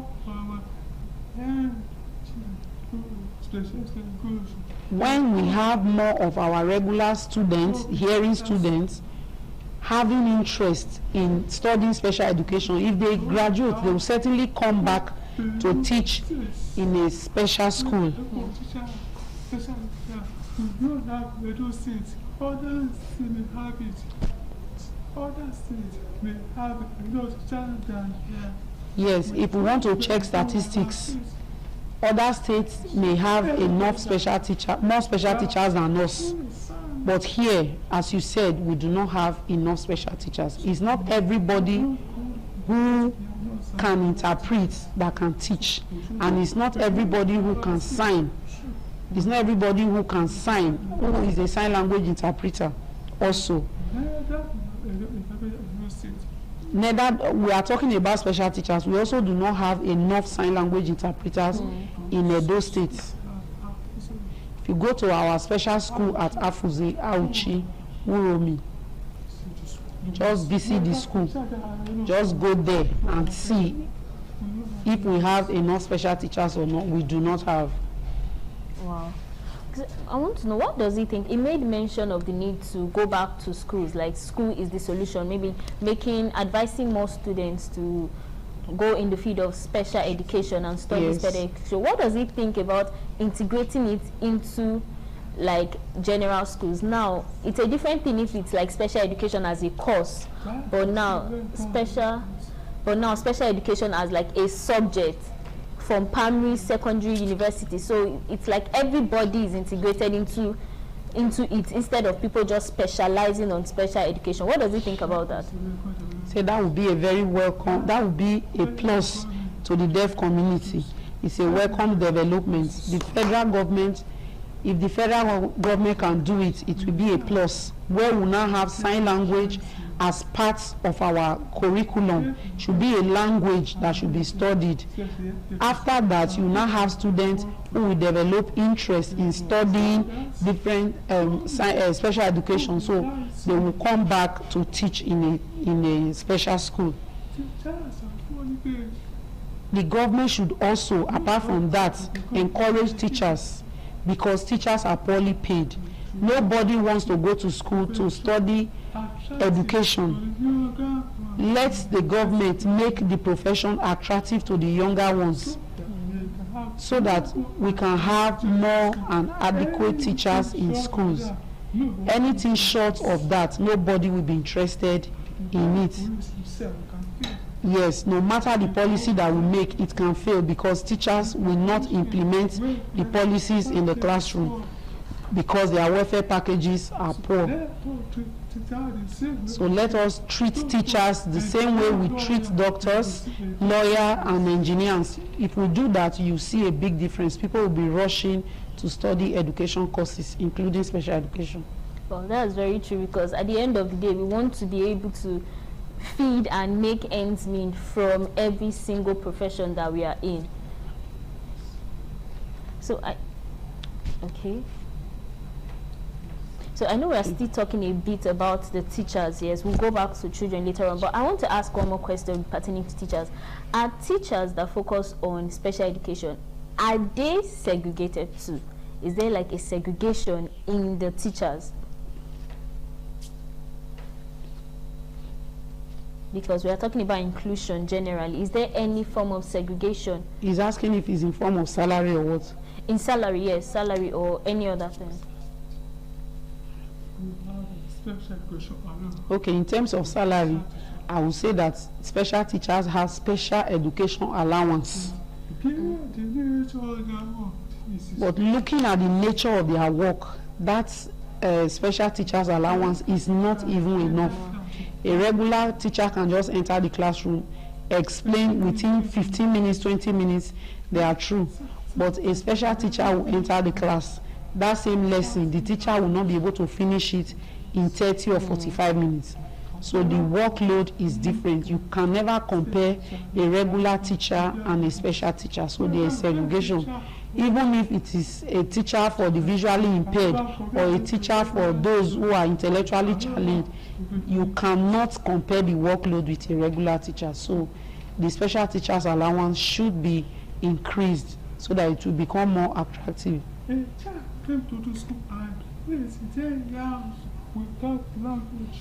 Just imagine a special child, a deaf child, coming to school at the age of 8 or 9 or even 10, no matter the age, without a language. The teacher will have to go and start from the scratch, teaching alphabet, teaching 1, 2, 3. It's not as easy as we think, because regular students at that age would have acquired some level of language, would have acquired even some literacy skills before coming from home. So it is not the same. You can't compare the workload. So government should work very hard to increase the teacher special allowance. Okay, I had to make mention of that so we know what exactly we are facing and the different challenges even with teachers and not just with our students. But I would like for him to take us back a bit to, he mentioned assistive technology earlier on, and he made mention of the importance of children with hearing impairment to visualize things. Can you help us to make mention of some of the assistive devices that students with hearing impairments might need?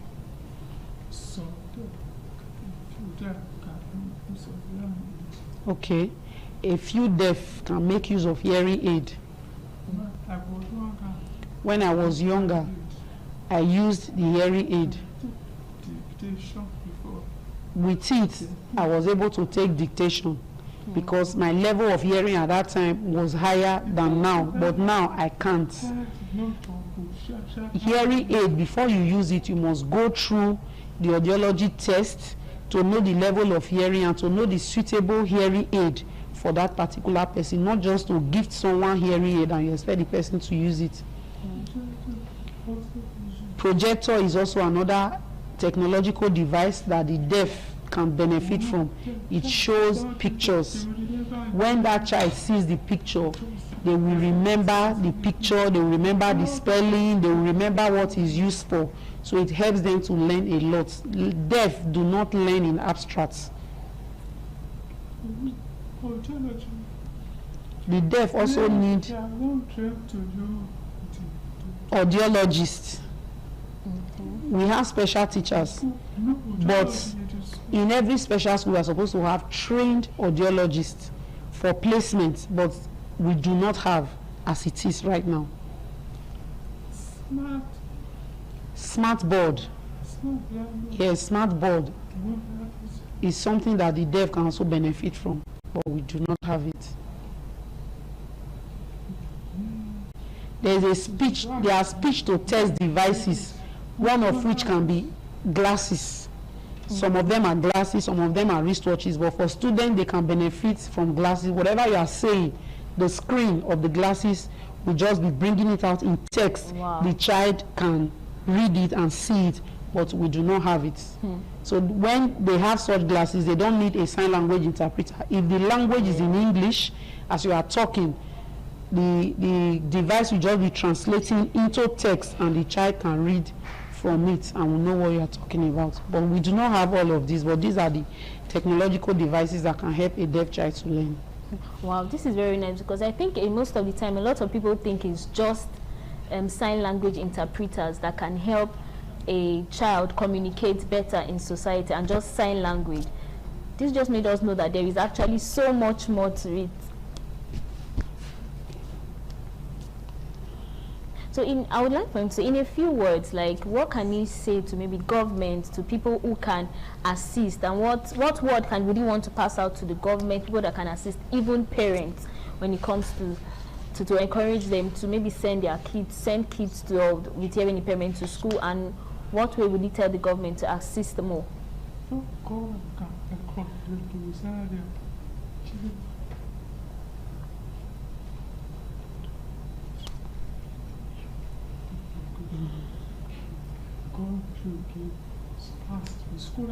Government should assist deaf students with scholarship. It will help many deaf to further their education after primary and secondary school. I'm in love with Ondo policy of education. As a student, every student from Ondo, they are all on scholarship, special students. Every year, they collect scholarship. All through my education, I never benefited from scholarship. Only the one I benefited was from First Bank. From my state, there was nothing like that. This will encourage many parents and students to further their education. For parents. For the parents, they should not relent. They should not be tired of encouraging their children to continue education. They can become what God wants them to be through education. Thank you. Well, thank you very much, sir. It has been a very impactful session in the studio today. Thank you for joining us. And in a few words, I would say that education is a leveler for every child. Every child needs education. From a child with hearing impairment, a child that is visually impaired, every single child needs education. So we are calling on to the government and to developmental organizations that can help even here in Edo State to make sure education is accessible for every single student. And remember, this is NAVID, Network for the Advancement of Persons with Disability, and we're bringing Itches and Voices to you. And I remain your host, Rebecca Mamidu. And remember, spot the itch and be a voice. See you next week, Friday.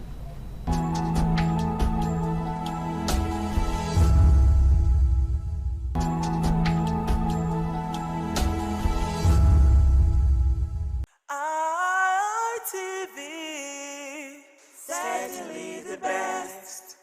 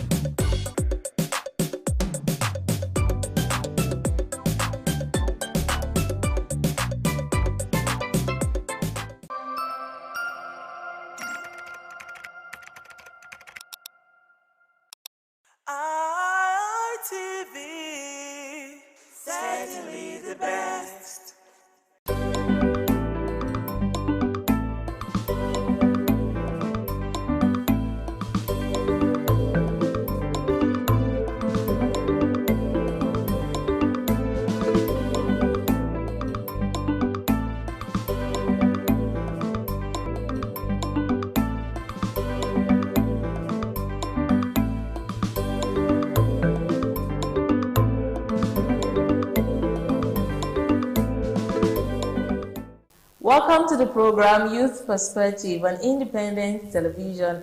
I'm your host, Joy Obai Siagbon, and you know how we do it here. We talk about societal matters from the youth perspective. Today is no different. Today we're looking at love and dating in the modern era. Actually, submission and obedience. Is it the same thing or is it not? So today I'll be having this conversation with my guest, David Isene. Thank you very much, David, for joining me today. Thank you very much for inviting Joy. It's lovely to be here with you. I look forward to having a very wonderful conversation with you. It's a very interesting topic. You look like you have a lot to say. Let's see. Okay, all right, let's get right into the conversation. So for you, David, obedience and submission, do you think it's the same thing? For this our generation now, you know, talking about dating and, you know, love in this era. Well, I would be a liar if I say that there is no difference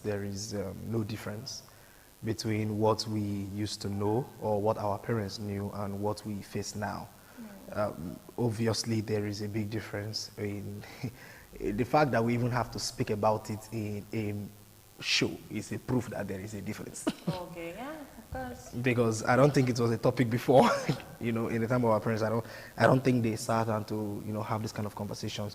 I know it tells that certain things have, you know, changed over time, or certain things have been revolted against, you know, as against the way it used to be. So personally, for the question, I think that there is a difference from what used to be and what is now. Okay, for you, what is submission? What does submission mean to you? For me, well, I would say, first of all, if I'm going to speak from the normal English explanation of submission. Of course, English. it's like delegating your authority to someone else. Okay. You know, like, we need to first emphasize the fact that probably the person has a certain authority, but he chooses not. It's a matter of choice. You know, chooses not to use that authority or chooses not to wield the authority and gives it to someone, you know, to wield the authority over the person. Naturally, we would say that every man that is born has a freedom, a certain freedom, especially matters of choice and decision making. You know, your ability to not use those decisions and someone else is using it over you is actually submitting to another person's authority. So we can say submission is a matter of bending for someone else to speak over and then you follow. So it's like giving yourself over to leadership of another person. So relating that to today's dating, the modern, this era of dating and love, can you, relating it to that, do you think it actually influences, does it contradict to your own definition of submission, like having to give up authority? Do you think that this generation, we can actually do that? Well, I believe that this generation, we are capable of many things. Okay. We are capable of doing it and capable of not doing it. Like we already established, every man is given a freedom of choice at the beginning. Personally, if it's on my own personal note or account of my own beliefs, you know, the way we were raised and all, we don't even talk about matters of submission as regards things like relationship or dating. We talk about it in matters of marriage, the way we were raised. You know, we speak about, because now, first of all, my faith speaks about wives submitting to their husbands, not wives or women submitting to men. It says their husband. It means if the title husband is not there, we shouldn't even be talking about the matter of submission. Now, basically, from the whole standpoint and view of the way, you know, things were before our time or the way we were raised, the male figure, because when we're speaking about relationship, obviously it's between man and woman, so the male figure has a role. Every gender or every part of a relationship between the two of them have a role, you know, characteristics or obligations in certain homes. And one of the the most paramount obligation of a male, gender in a marriage is to lead. Okay, to lead. Yes, to lead. And we were raised, and we have seen over time that many a times how the man chooses to lead the home determines where the home goes to. So if you are not in that journey of marriage with someone that knows where he's going to, you are definitely going to crash. It's just an accident waiting to happen, basically. So we know that the job of the man, according to the way we were raised, is leadership. So therefore, when he's married to a woman, the beliefs and the teachings say that the lady should allow him lead. You understand? To allow him to lead. And in so doing that, it means submitting her own authority to him to lead. Okay, you mentioned that the paramount objective of the male gender, or rather the male character in a marriage, that's not his relationship, because it has not been established that they are actually legal. So in a marriage setting, if the man's objective is to lead, according to what you said, do you think it actually affects how he regards the woman, how he respects her, or something like that? Well, it shouldn't really affect. Now, if we are still going to follow the standpoint of where we were raised, the option is, the instruction rather, or the model is, husbands, love your wives. And that love there stands for sacrifice, basically. In fact, according to the standpoint of the belief or the model given to us, the job of the man is even more than that of the woman, according to the proper model. Now, it's when you just look at things, and because of the way things have been over the years, because we found out that people, they actually spoil them. Okay.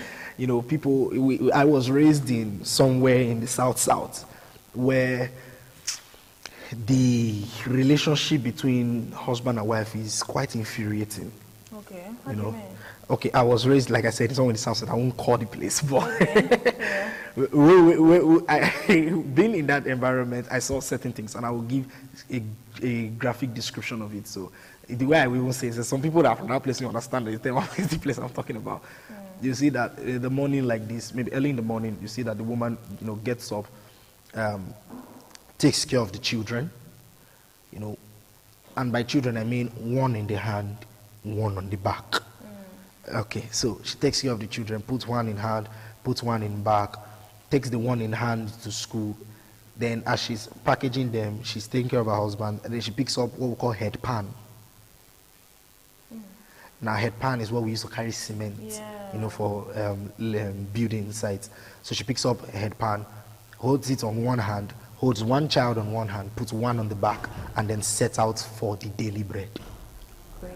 Now she gets to the site, she walks, puts cement, they mold for her, put it upon her head, she puts it. So what is the man in all of this? We will get to the man, you'll see what I'm talking about.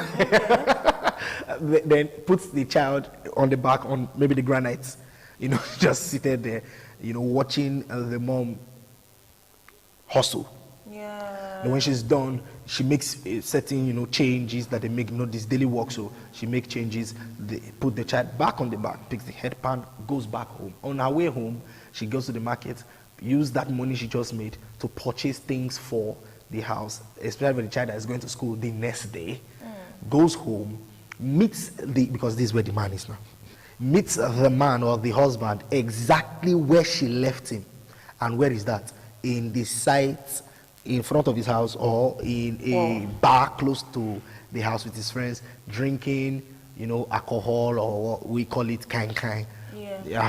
So drinking, smoking, and fraternizing with smaller girls in the area. And then when she comes, she submits the money.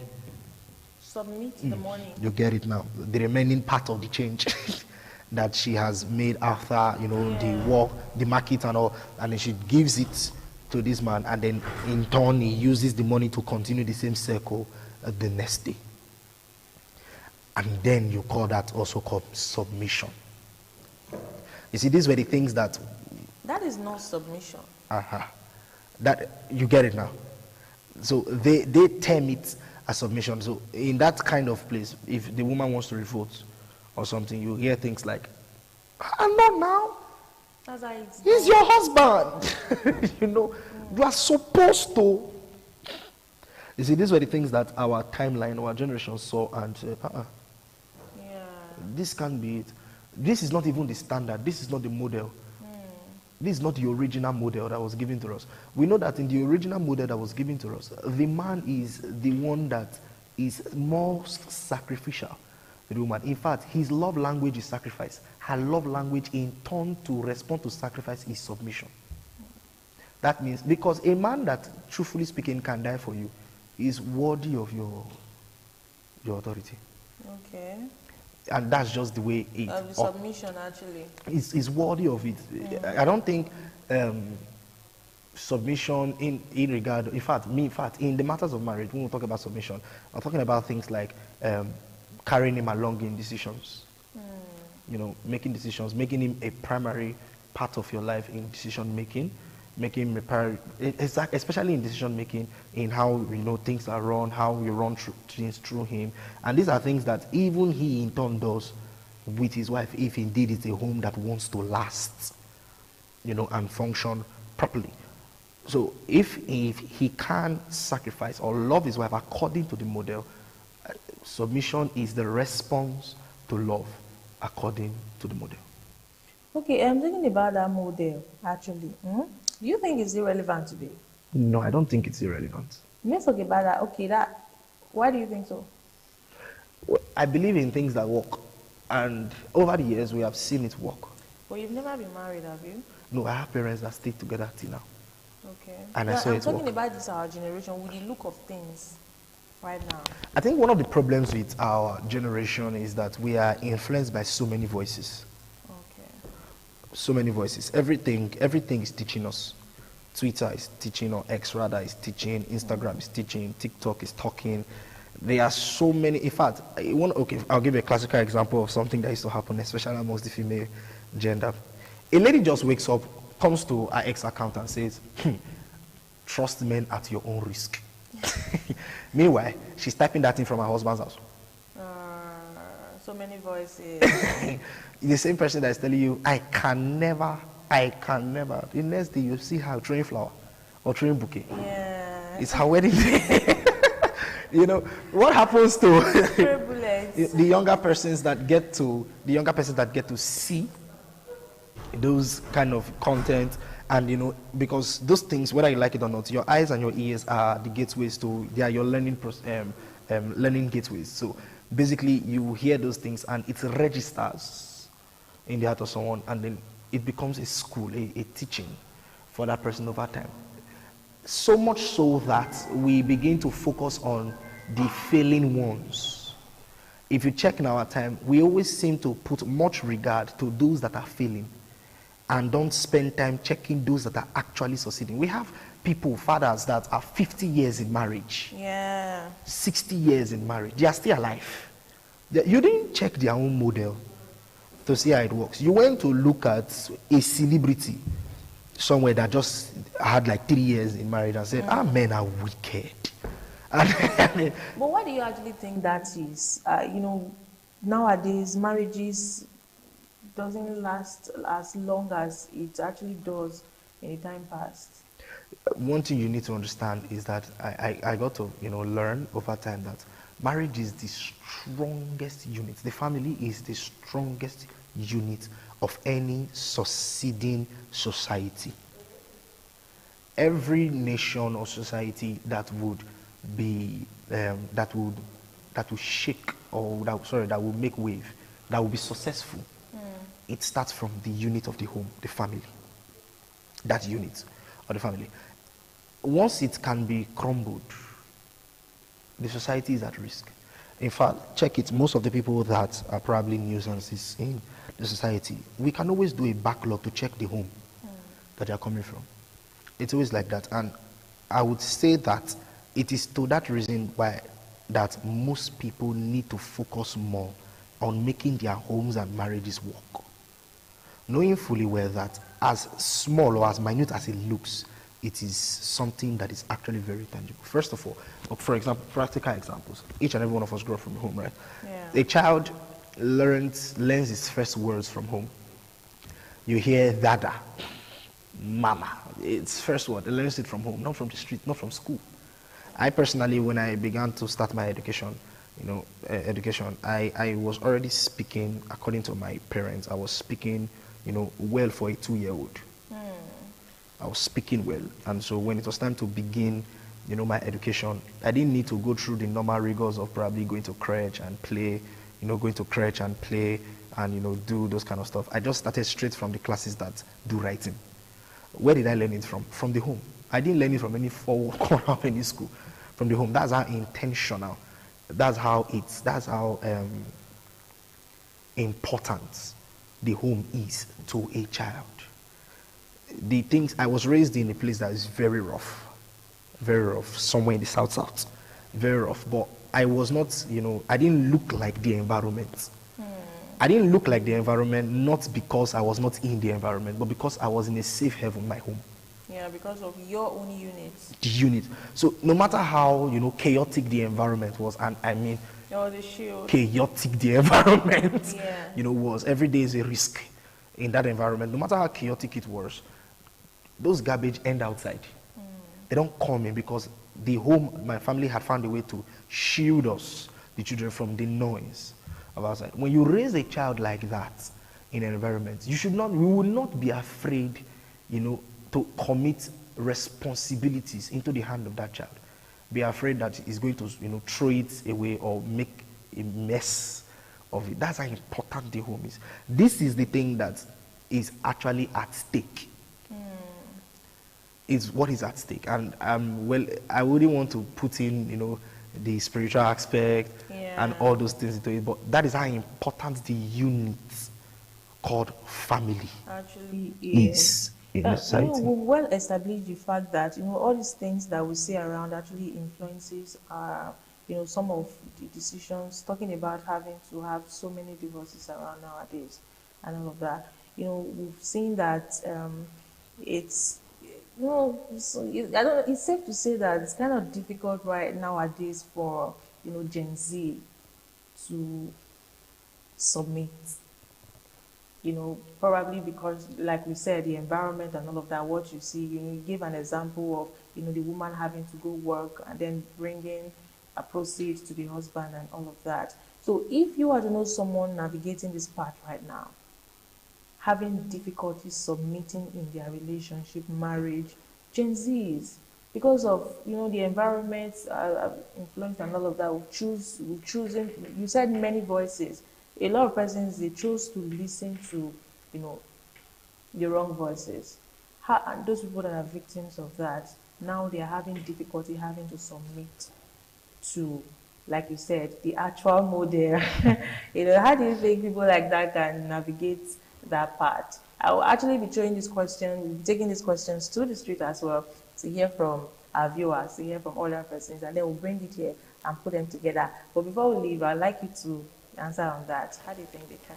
Well, I would first of all say that being submissive in a relationship or being obedient, because now we're speaking about, basically, if we're speaking about submission, we're basically speaking about the female gender. Okay. Now, being specific, submissive rather, in a relationship does not really stop a successful home building. Neither does it crash, a home that is supposed to actually survive or work fine. I would say that the word submission in itself does not make you a fool, because that is what it's kind of mirrored in our time. That once people hear the word submission, they just say, "I'll not be mumu." I don't know if you get my point. That kind of like, "I'll not be mumu, man, not use my head," and all. I think we should not also be speaking. First of all, I don't think you should be in a marriage with someone you don't trust. I also don't think we should talk in submission if trust is not on the table. Basically, because and this is why how you enter also matters a lot.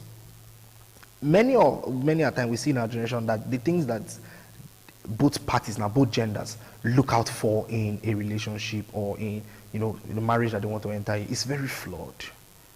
Yeah, so if we're understanding you very correctly, you know, despite the fact that there are very sad stories out there, you know, you have to look for the boxes that were not ticked before, those boxes that were not ticked before that person actually made that decision. Why they ended up like that, why the story ended up being, you know, not good. So you check it. So that you can checkmate that on your own, and then when you get into it, you don't really have to not have so many problems about having to submit, you know, having to love the original model. Original model. Emphasis on original model. All right. Right now, we're going to call it a break, and then we'll take this question to the street. The question is going to be showing on the screen right now. We'll take it to the street, and then we'll get answers. The question actually is, why do you think it is difficult for this generation to want to submit in relationship? Yes. And despite the fact that we know that, yeah, it's obviously very difficult. So what solution can you prefer to a person that is in that situation right now, having difficulty, you know, submitting to their partner? Some people see submission as a GBV issue, because they see it as somebody is trying to compare them against their wish. Somebody is trying to, you know, make them lose their freedom, not knowing that that is not what submission is. That is why it is very important we redefine what submission is. Submission is partnering with each other. Submission is, you know, one person, you know, you have to support that for the other person's opinion, you know, for you people for the marriage or for the relationship to go well. Yes, I want, the advice I'll give to them is that they should go to the drawing board. They should go and know the real meaning of submission. But women of these days are more educated, they are more aware, and so their understanding of submission has evolved. A woman can speak her opinion, can express her disagreement with a thing, so while still being submissive. What is really happening is awareness. People are not living relationships or marriages or finding it hard to submit. Rather, they are saying no to the submission that resists them, that limits them, and issues their voices. So it's just about working together. No party is greater than the other. There is no dominant, there is no submissive. You guys are both dominant and submissive. You guys can both lead and can still both be submissive. So that notion that submission is about control, it's about like one party taking control of the other, that should die. Submission can work hand in hand when a couple comes together and agree. Gen Z nowadays, they live their life on social media. Everything is about social media, and comparison is the thief of joy. So they tend to compare what they see online, how people live their life online, how celebrities, public figure do everything online. So they compare it with themselves. So that's the main reason they can never be submissive, because they feel like the new coup is being all these feminism, all these equality. So submission is not the new coup, so they won't follow it. My advice will be, don't compare. Focus on your own marriage. Focus on, no marriage is perfect, so just work on getting better. That's the only way. It's definitely hard for them because this is a fast-paced generation. Only a few still have like the old morals, you know, because now it's just like, well, if some even feel they don't even need to be in a marriage or a relationship, because it has to do with the fact that this generation has made the most money. I mean, just look at what these people are doing, streaming, all this stuff. So when there's money, people tend to feel like they don't need anybody. So I say it's definitely hard. So it's just the way the world evolves, the way these things get more difficult. So, and it's really, we're losing the morals on everything, and it's just, it's hard, you know. But at the end of the day, all I can say is if they could just sit down and see, okay, my parents didn't come from this, and just try to emulate their parents, and I feel we'll all be all right. All right, those are the amazing opinions from our guests out there. Hope you have been able to learn a thing or two. Yes, and that brings us to the end of today's episode. Thank you very much, David, for joining me today. Thank you very much for inviting. It was an exciting discussion. All right, until next week, I am your host, Joy Obaisiagbo. Bye for now.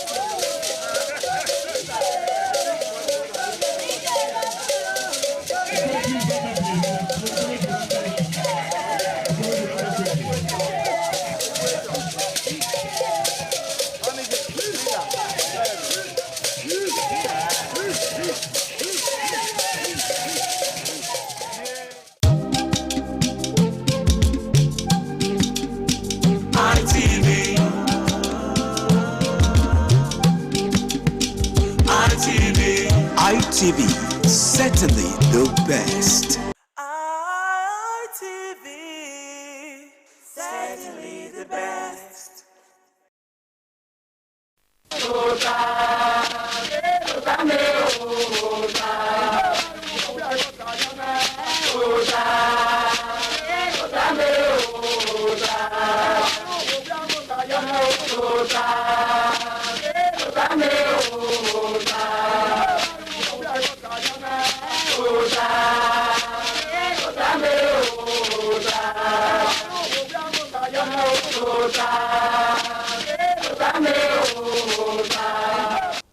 ya bota now.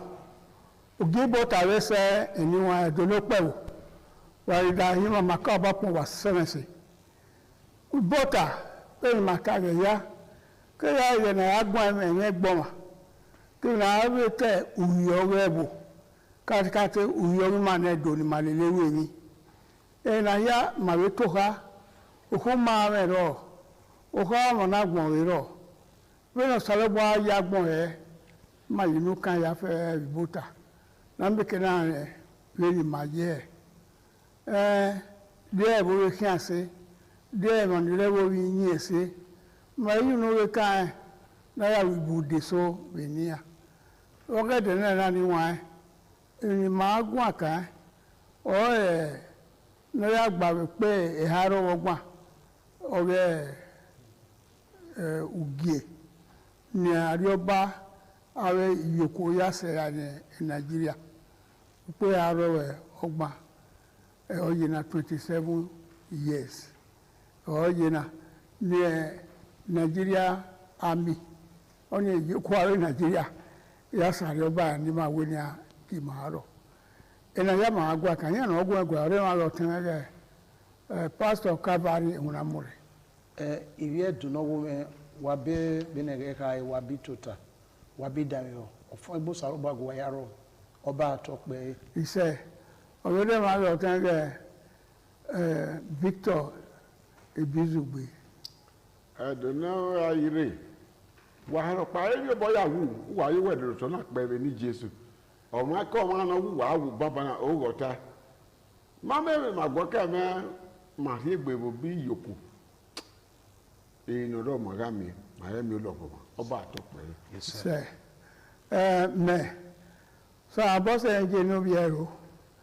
No ri edo ba yo kai. O edo ya fe ke we na we okagbe. O ye o ya, o tagun ya. Gbege to ya. Oba atokpe. Isa. Eni ma wu ma gba kan ni wa. O ari egbe obe ibi yoko re Nigeria. Ma ge kede do ade na ri egbe ibi yoko re Nigeria. De la o da ni ma eni do lo wa no ro ma se de hiya. I ogi ma rugo die ka ti ma rugo da. Iwi no we o to so gewo. Ni e lu ma e. Iya lu ma yo de sia. Iwo na lo we wo ye. Ma yu no kan no bo woni wa. Ni a meke na we. O pe ha ro wo gba e kiri. O pe ha ro gba iyokore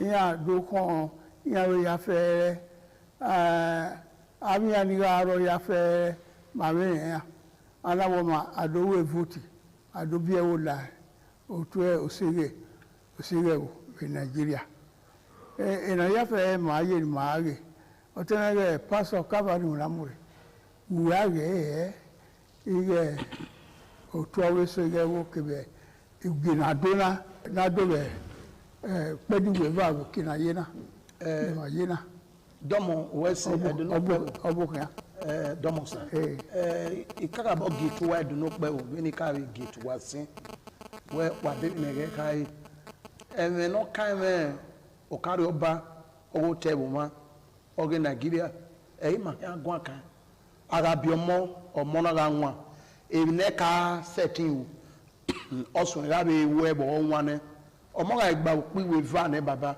egi o obi omo oke abon ayi be ka me we sai me won so para igba opi we va na yari tota oje ne bi egbe yo bi egbe agwale mi no rewo amayi ka won na abo aka ri tokun mi upe e hairo gba no yin onya ugie ma yena na yari egbe yo be isogiare omo na bi ebe ukponi ona we ukpe e hairo gba obukana yena eso won do ne ya bia ne so ya wa won do o ma mari bie orukpe e hairo gba ana do mi ewe ori owo do ne ba iri yo egi yo buka ana do mi ewe ukpe e hairo gba ori yena ni mari egbe bo be sogi awe magayi setting suwon enia anari egbe obe sogi awe sebo na ni ma maga ye seti dole inia ni maga ye egbe kian owo kana omodo ona ga bo kana we ipede kesugie ame upe kesugie oyeje na ona yin omodo ne ke ba pa eni omo kan ori pase a enwon momo ise a enwon mo kan ise yen so awe mi oku oba adele he we owo kana wane so pa no kan ye mi mana ọmọ ma ya gbabu pé eharo ogbon rade me ma mi aluga ọ̀nà ma so pé ki e ko ye ne ori magidi emi magi emi ye e ba ni logi ba se e da ko no wegbe ose e ba lagi alaru yeke okaka boro ọba atope ise osaloba alawo na egi ma la yeke ise irun gini ki ehu ni no ani ona le ru ni na lawo da e ma ni alapo ba ko be ye ko sun e be ye ko we na ya ma we se ye ni ma wa we he ma upo ni ma so ye wi ma o wa ni ma bo lo be na ya du ko e wo we oge ulima ko ke oge simu na ya pe be na awe olapa he eyuna ewune be ewune oyi ase ewune oge owazigo igo na miena agwa fiewo rie agwa emoto eyan no Nigeria oya aya ewo ya do age kisi o ya ge very mayes o fi gbon ni ma me ma upogene ma hiwe the whole world utagbon ya fere we ma ye kan se ma wa lu ewo ni rewe la riye ma mu yo de ni amata lo ya agbeni ya fere aláwùdá ọ̀rọ̀ ọ̀rà bí aláwùdá ọ̀rọ̀ wò yé ẹ yé ni mà yé náà níwọ̀n ẹ ìyá yóò ṣe gbímọ̀ wọn ná ló ṣe gbẹ òtún èso rẹ wò náà fi wò rẹ sí díẹ̀ náà fi ọyọ parí rẹ gẹ ẹ náà yẹ gbìnà rẹ wò parí gẹ ẹ ìbá gbìnà ṣe rè ìyá ṣe gbọ́dọ̀ wò rẹ mú yọ ara rẹ ara ọ̀nà dọ̀ wò yìí àwọn òde wò yà sọ̀mọ̀ gbé àìbọ̀yọ rẹ yà pẹ́ẹ́rẹ́ yase gbera ni mare na muko tenare aye mi ere na mia ma ye mu gbobi ni ma mo igbilo to ye jawe e na ya fe ma ge na ni wa e wi ni ya ye aye yugo ni a o wa wi ye ekene orikere akulewo lawa wen wala wa na e wa fi aya fi o no wi fi ase ri ya awa re ari owo ebe suku awa akoko mo ni die ajo ye moto aya gbe ni awa aya iya mami ni aru awe ama wo ni iwo na iya we iwo yana iwo ariasa wi awe na mu re ni emoni eso wu nu yodo eteni maye ni kina onda upe aro ogbon ni so jagi se ari oba adima maye na ma na ho ni maye lu kan ala oda aro o te bizu gbezo Victor, what a year, what you wear, what me here without a politician with him. Where about the wearing there, who pass it, and maybe someone of your here. He said, well, I went a cocoa, very muscle. No castle, look for you, so. Suge, Mammy, a winner. O salogba oga ijai ni ma hu dawe mane kwi mane na gbon mama mo gbe ma ya jai de gbe ma hu da ma me mata e mata tuta ba ge don gbe ma ro gele na yo ba wi iseza ya pa ye na mu ni ma bo ni ma to bi ma ya lu awe gbe ma ya yere we egede wona na ga a Midwestern region ari we ona ki region iva o te pa na fia ngode e mutala na re na gaga ana do ai 12 states ana wa ga ni e ma ne kwi ma ni wi ma ri o ge gbi ma mama e fi opa yi seza o e gaga sekiri ma e na no state ma me na a democracy 27 years ikpi e haro ogbon ra ihin onyangi màmá yẹn fi èsì tó pa mami ẹ wọ́n sì gbóná ọwọ́ mi mẹ̀gbà lọ́rí mẹ́ lọ́pàgbà lọ́rẹ́ àwọn náà fi ẹ̀rọ akọ ẹ̀ ẹ̀dọ́ náà fi ẹ̀gbẹ́ náà fi ẹ̀yẹ ìbá òtẹ́ ẹ̀dọ́ south ní ẹ̀gbẹ́ àgbọ̀lẹ̀ estate ẹ̀dọ́kọ̀ gọ́ọ̀mẹ̀ntì náà rí gbé estate àwọn ẹ̀sìn ìsìnkú àgbà màmí gbọ́lẹ̀ lọ sí késùgé ẹ̀ náà ti rí àmì gbọ́lẹ̀ àrírí ẹ̀yà ayé tìrìtìrì bí màá tẹ̀tí kùkù gbé ni màá mú díà ni màá màmá náà fún màyà gbé náà ra ẹ̀ náà fún rẹ̀ gbé gbé máa dòrí ọ̀nà ògbé mọ́ ó dọ́ni ọmọgí wínímà ọmọgí ìgbà ẹ sọ bí àyàtọ̀ ní àrẹ ó padà tẹ̀ dìkírì ó pẹ́ẹ́dẹ̀ wáyà tání èmi àgbàlẹ̀ àwọn àpá ẹ̀mú ẹ̀yà ọ̀hán jọ̀ máa gbọ̀n ní ẹ̀wà wẹ̀ ẹ̀yìn mọ̀ yá dòsí kiri mọ̀ iye náà. màní wí màá tó máa wọlé gbé mà màmá mi ò tí ó yẹ ẹwẹ́ o làhọ́ gbèmàkú òní òkùnkùn gbé ni màmá máa wẹ̀ sọ́wọ́ ẹ̀wọ̀ bọ́ pánà lọ́pàá ìṣẹ́gun ògbólógbà lọ́ fún regare àtẹ̀sẹ̀lẹ́fà ìlọ́kàn náà fún màgbére ọba àtọ́pẹ́.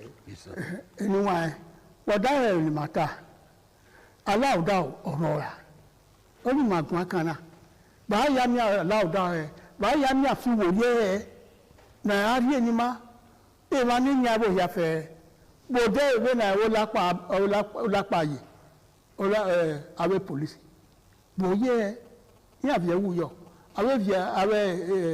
àwẹ̀ nínú àwẹ̀ tó ṣe rẹ̀ wò àfihàn ayọ̀ ayíhì àwa náà wọ́n yé ẹ̀ náà níwọ̀n ẹ̀ nígbà wà á dọ̀lẹ̀ yìí àwa mẹ̀ ọ̀kárí ọba ọ̀rẹ́ wò àwa awẹ̀ ìwò náà lò rẹ̀ wò yìí náà yà yé ẹ̀ ọwọ́gbọ́n yà wà nù àwa dọ̀lẹ̀ yìí àwa àsùpò púpọ̀ ní náà ẹ̀mí ẹ̀ àwa àsù eréwé nàti eréwé àwa àsù ẹ̀ àwẹ̀ òkè òwúrọ̀ ẹ̀wọ̀n náà ètè yé èyàn ni yà fẹ́ ìyá nya ẹ̀ rẹ̀ abótóse rẹ̀ wò ìyá mọ̀ ẹsẹ̀ rà bọ́ọ̀gì jẹ́ ẹ̀ náà òhàn mi rore ùsẹ̀ rore ẹ̀ nìkiri bàá rẹ̀ ẹ̀ nàánà miẹ̀wẹ̀ èmi náà yà fẹ́ ẹ̀rọ fi wòlíẹ̀ ó sàlóbà pa màrí tutù ẹ̀ mọ̀ máa tutù sàlóbà sọ́pà màrí ewúrẹ́ òwúrẹ́ òwò sàlóbà àrẹ ewúrẹ́ èmi àrẹ ọ̀rìn màní màrú ẹ̀rọ pàdé yọ àrí Nàìjíríà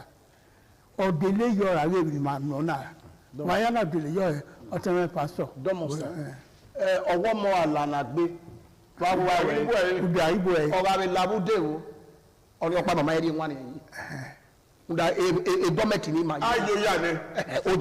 dọ́ọ̀ ẹ̀ bẹ́ẹ̀ yà nùrà ẹ̀ ọmọ náà làbúdé náà gbé àdùdé nẹ. àbọ̀dọ̀ má rí i. ọ̀nà ìlàbúdé o ayò yà ni ẹ̀ gọ́mẹ̀tì má yẹ náà bàbá.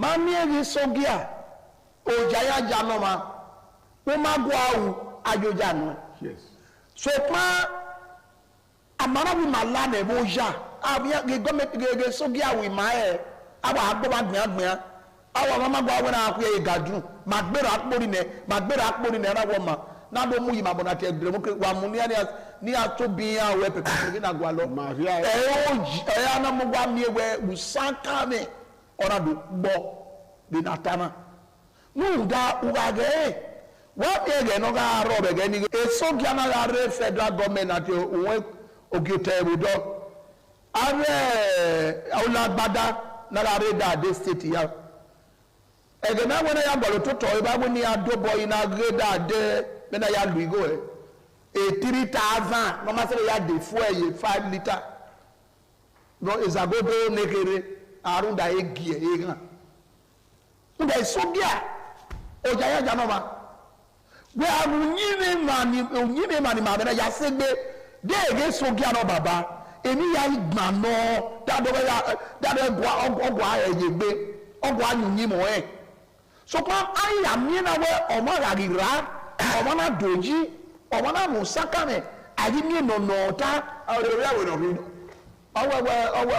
obi abu no ri owo na o so mo no ke afi omo no say ba captive view aba eni audio ligi yala ho ma mi o ya owo mo ala ni na bo ewude na gbe abo ewude o la bude okin na ijo ja na o ja no ro ege sogia so pe na ya mi ma mo ja ni ara wọn ma gbàbọ̀ ó dé ẹgbẹ́ wọn awẹ́ ligiligi ìná yà sùn náà wọ́n àmì ó lìgì náà ló tẹ̀ wí ma náà sáká ní ló tẹ̀ wí ma náà the democracy náà ọ̀tún àgbè wà dóge ẹ̀yẹ́ nù gẹ́gẹ́ náà yà ní democracy náà òpé àrọ̀bọ̀ gbọ̀n kébà pàdé wẹ́gẹ́ bí náà ó fi bọ̀ yé ẹ̀bí ó tọ́ wẹ́ adé yìí ọwọ́ ọ̀rọ̀ ọ̀rí bẹ́ẹ̀ dé ní nọ̀rọ̀ náà anáhàkà wẹ́ gbọ́nà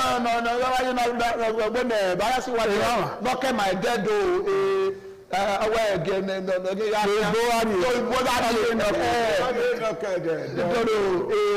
òyìnbó parí à ọ̀nàdù kẹ́dẹ̀dọ̀ orí kẹ́dẹ̀dọ̀ láti ẹ̀rẹ̀ yíra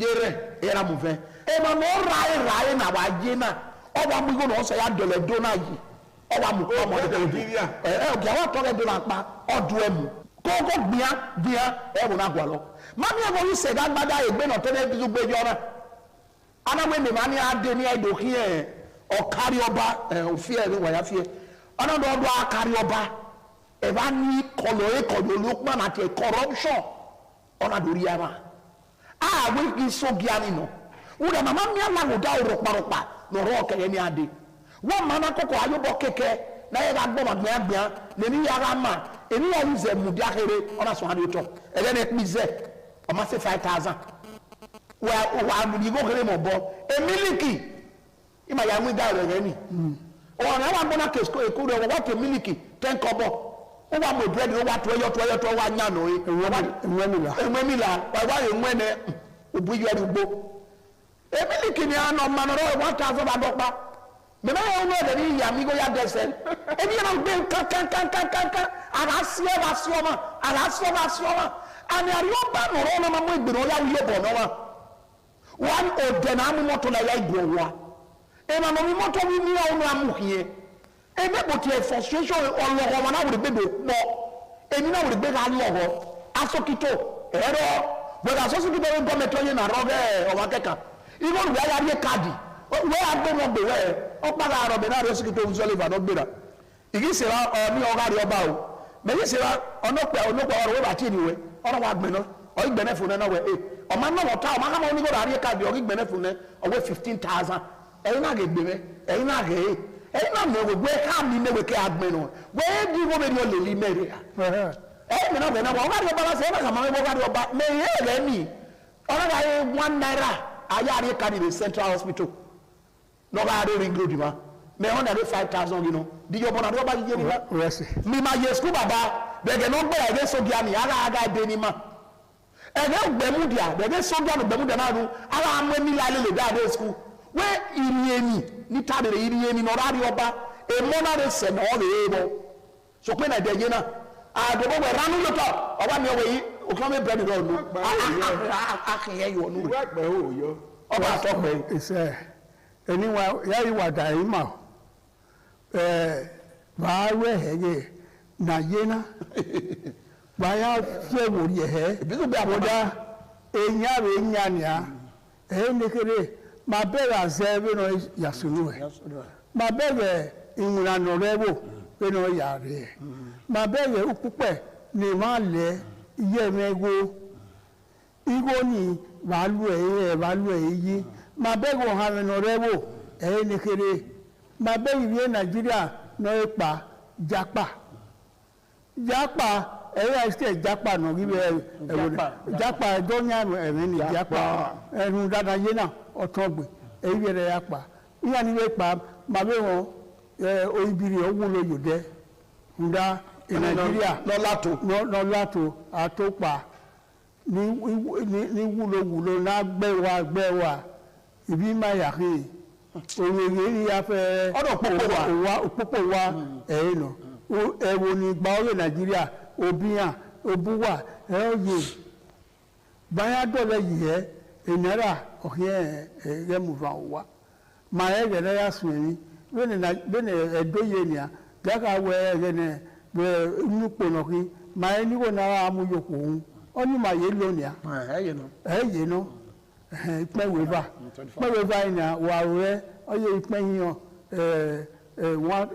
7,000 5,000 ẹ̀yìn náà ma yé lọ ni sọpá be na idele wo ye baya we ya aremewe wa so ta we alauda agwaro alauda ono alauda na agwaro na esi yeke nda na iye na wa mi ono no ma ni o se ti yobo mu ni ai gwale na ni ana se koto Nigeria iye o bodegbe wedowana ewo eyan ewo ile wa ile ri ewo do tagbon ma le ri elu yan mi wa kegbe ni le lewe wo yan wi ale die do yan asedo yan mai mi wa ya wi na mai mi wa ya gbogbo mai mi wa ya we mai mu ayire ma bo ye ewe do na o to se we wo ya ni ma e matuti na ni yiro ya se gbe governor ya se ya fe na ya fe magwalo to na ya do ugewe 27 na haro ogma na yiri egbe obe soja ima hu se de rewe ni ma ebo rewe na do boy mu lo tedo aye ke na we mu la o ma fa o ma okene ola o rewe kara ya ola wọ́n mi yàlla ni ya awuyala ekene ayamọluwa ayamọlekene iyanwin na ọ̀nà ọ̀tá nínú ẹ̀ èyí náà yà ni wọ́n tẹ́ bizugbe ìwé ìbòwé adé yóò ló kàn án. bàbá ọ̀sán abọ́ náà dé báyìí máa ya náà fi ìwé rẹ̀ rẹ̀ dàgbé máa ya ẹ̀dọ́ tẹ̀wọ́n pa ọwọ́ kàràkà ó kò kó ikú yọ ibù ló bí yẹ ìbò ẹ̀ rẹ̀ mameke ma yi na de wa gbe ma na awa gbe na so ba na gbe logo ma mu ma gba awani ma we no wi obo ni ma yo wi gbe ma na so ba na gbe ma mi we ni ma si pagbe ne re si ma dige ma be ya ni obo ye peti na ya mo ma ayupo o wa ni lapo ni e pe ne no ka iwani mu da ke be na ya gbe gogo ga le dagbe yan na te a dividend na okoko re ariegbe ni ma ya ariegbe egbo ma na do lawo logo ma saba na logo wa gesu ukoyi maru baba ya ni me kaka bodo mu pa mu were idoge we imata re de owo de mo pa ni iseza o ti ma ma se so pa bene ori igbegun an ori ihin ka we ni oke no ori opata o pa ni ma mu e ma mu lekete yeye to do ni bi ma lele wa ni gba ori mo na House of Assembly, House of Senate, House of Representatives, the President, the Governor wa ya we he e ma ni wa gba ori wa ra gba ora mu haya e ma na gbon ni awulo o ha me gbe do wa dowe no be so ti be mu gbo no yo boy wi na e ma ya gba ko ibude agbeso wa amoso amoye imu agora do zigo yo na ya fan e ma gba kan fi de bi na ge uhi udome ore na ya du bege ne ariaba ore yiko ya se ani ima wupe aro ogma ni gbera bi aluga no gedegbe oke yiro ma e tuti awe otu ayo be Nigeria ni a fi worie ni a fi o kugbe we ala oda oraro o te sele no de nda ye ni gbera abi ye emo lowebe abi gbugbe yan na ye ri bai ai ri stadium ya ri ya ahi mi ropa we ya ri ye we go na ye na ni wa se Nigeria ri ile petrol wa imo ri aiseti kamode aiseti yugbo aiseti yogo èmi ni bu ya fe wa e ma mana tuti ari oba ya fe ma po mo saro ba ye de na no ri ma so e ma ni gbe mara no saro ba je gbera ya ni ko ni re hospital ni ke no be lo wa ni gbe mara ni ka no ge gbera wa saro ba ge gbera wa ya fe ma mana mu gibo ta de na yito ma ya ka uje na dona saro ba de ba ma ya fe ọba àtọpẹ ìṣe.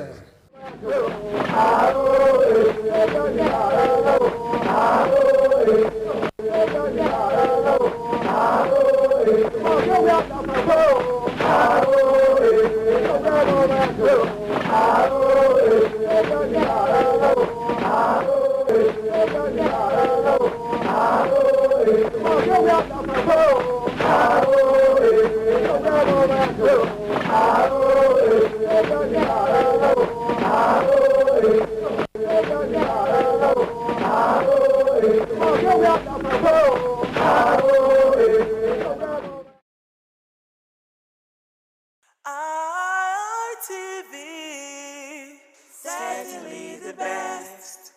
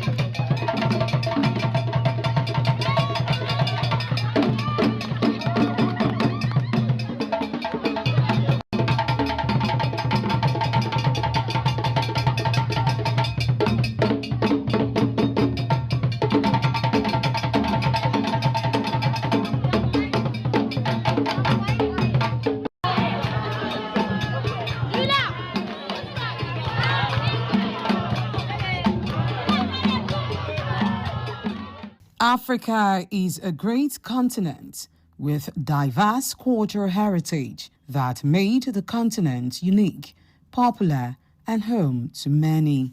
For instance, in Guinea, women played active role in masquerade dance, as the women dance around the women in an appropriate manner that creates fun and happiness in the community.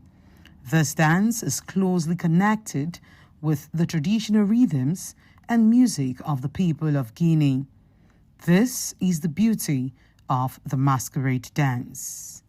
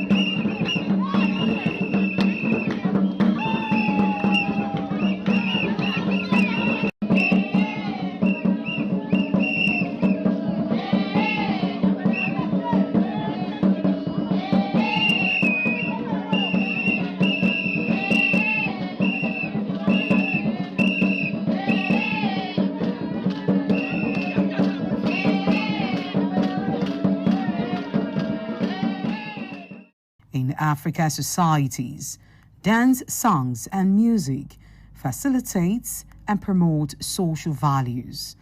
The celebration of special events are major milestones.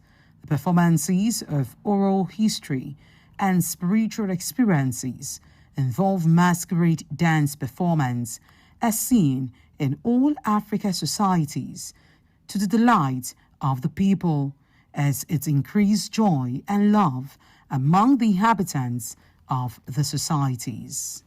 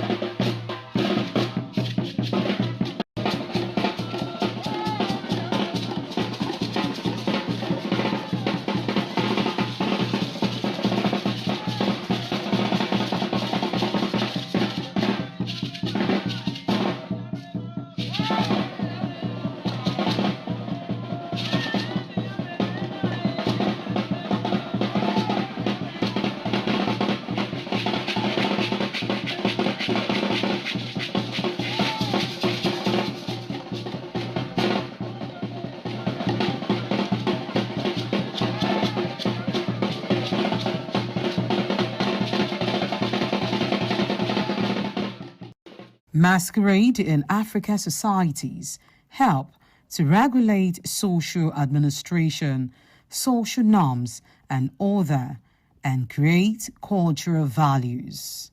A move round African communities reveal one unique thing, that is, African dance uses concepts of polo rhythm and total body movement. The African dances are similar and almost the same, and they often use collective activity to perform in large groups, with significant interactions between the dancers and the onlookers.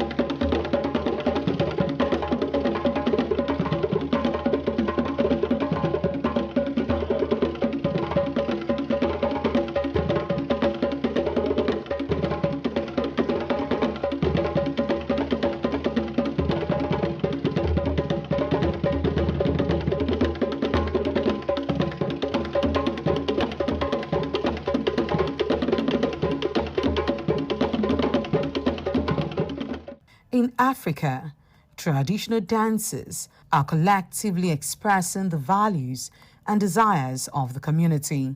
Although dances may seem spontaneous, they are usually choreographed. The dances are degenerate by sex, where gender roles play important role.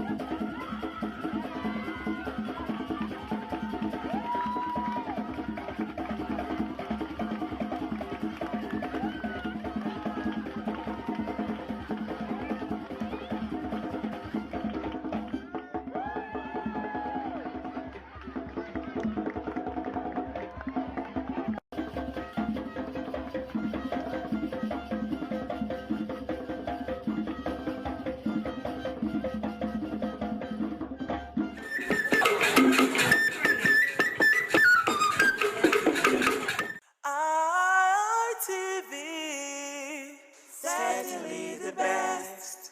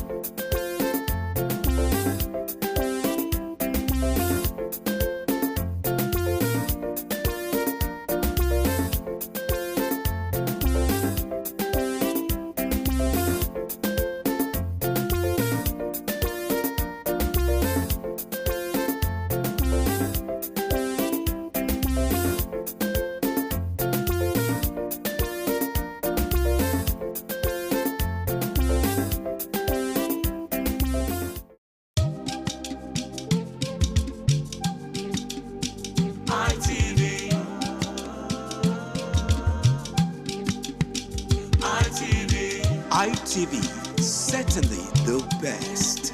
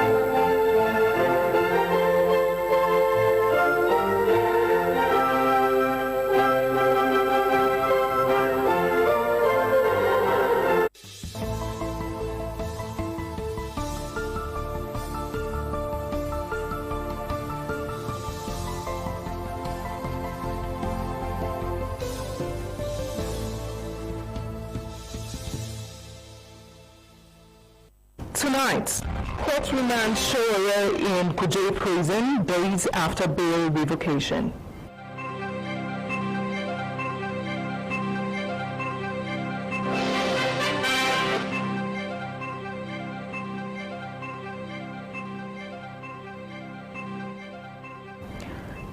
Killed.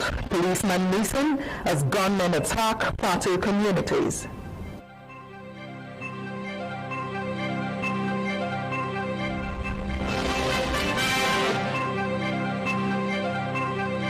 National Assembly members commend Coastal Road project, says funds voted judiciously utilized.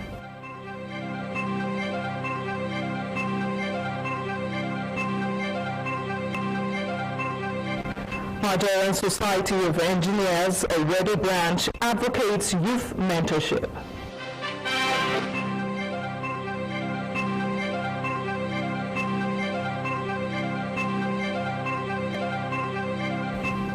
Plus, British Prime Minister Keir Starmer announces resignation.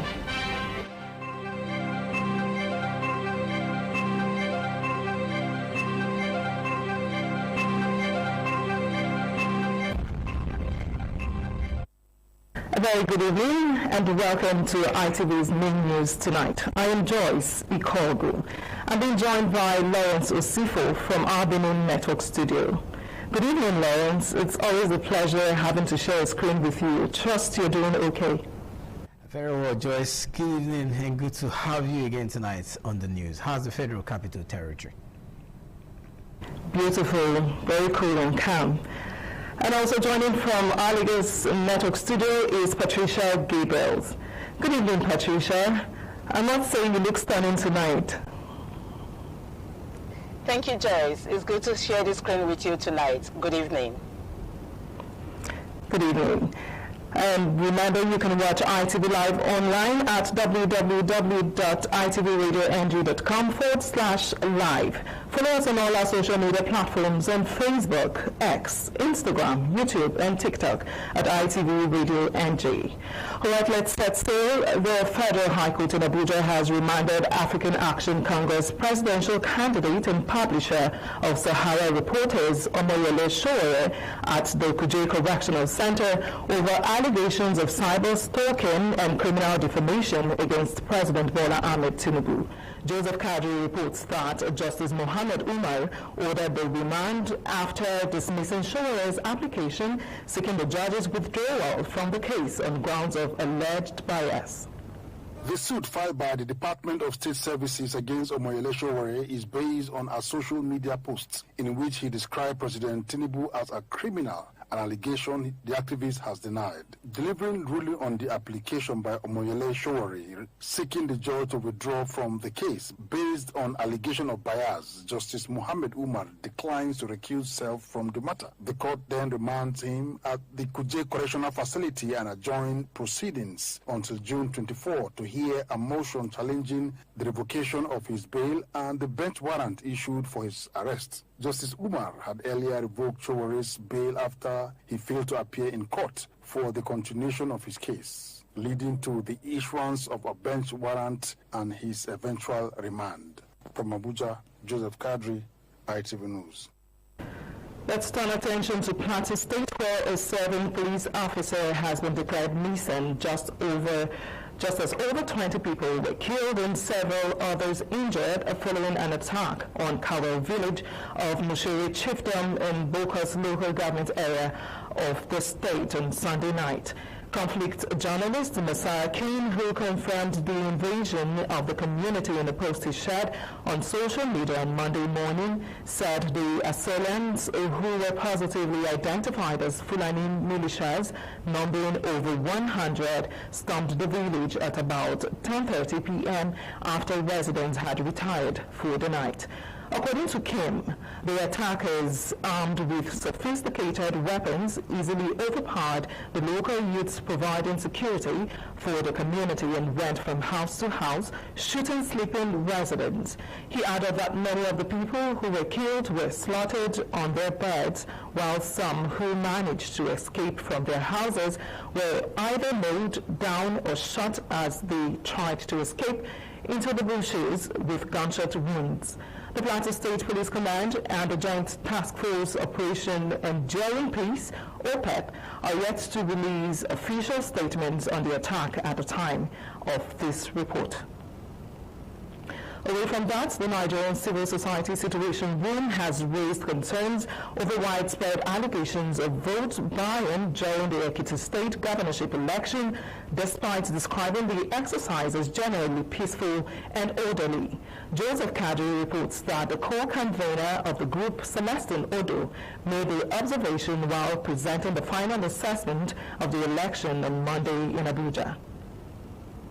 Presenting the final report on the Ekiti State governorship election, co-convener of the Nigeria Civil Society Situation Room, Celestine Odo, says the Situation Room observed inconsistencies in election materials, including instances where political parties listed on the ballot papers were not participating in the election. He adds that although over 1 million voters collected their permanent voters card, voter turnout stood at about 37%, reflecting persistent voter apathy.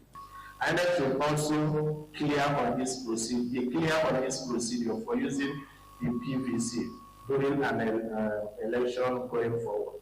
INEC should also ensure that the ballot paper carries the exact number of political parties presenting candidates for an election so as not to create confusion to voters. The Situation Room expresses concern over alleged voter inducement, vote buying, and inconsistent adherence to some electoral procedures. The group recommends stricter enforcement of electoral laws, prosecution of electoral offenders, and a comprehensive review of election materials deployment by INEC. Election. And on election day, we saw not blatant vote time, but we saw that the vote time, even master a way of saying people were wearing colored handbands and they were going to come after voting. I was surprised seeing the widespread voter trading, because when you know you will win a battle, why bothering so much to do all these things? Which we need to escalate to the IG when we talk with him and say, the police should also be concerned about these votes by reducing the integrity of the votes. From Abuja, Joseph Kadri, ITV News. Time now to connect with our Benin studio for more news trending in that region. Lawrence, over to you. Thank you very much, Joyce. In our Benin studio, we'll begin by telling you that President Bola Tinubu has appointed former Vice-Chancellor of the University of Lagos, Professor Oluwatoyin Temitayo Ogundikpe, as the new chairman of the governing board of the National Universities Commission, the NUC. Professor Ogundikpe takes over from Emeritus Professor Olufemi Aina, who resigned from the position less than a year after his appointment. According to the statement by the President's Special Advisor on Information and Strategy, Bayo Onanuga, the 66-year-old academic brings decades of experience in university administration and research. A renowned professor of botany, Ogundikpe previously served as the Vice-Chancellor of the University of Lagos from 2017 to 2022 and currently holds the position of the Pro-Chancellor at Redeemers University in Osun State. He is a fellow of several prestigious scientific bodies, including the Nigerian Academy of Science and the Royal Society of Biology in London. As chairman of the NUC Governing Board, Professor Ogundikpe is expected to provide strategic leadership for Nigeria's university system with a focus on funding, academic excellence, global competitiveness, and institutional stability. President Tinubu says the appointment aligns with his administration's renewed hope agenda to strengthen quality, access, and integrity in the nation's education sector. And there was jubilation in Okada, the administrative headquarters of Ovia Northeast local government area of Edo State, as residents gathered to celebrate the reopening of their newly renovated town hall.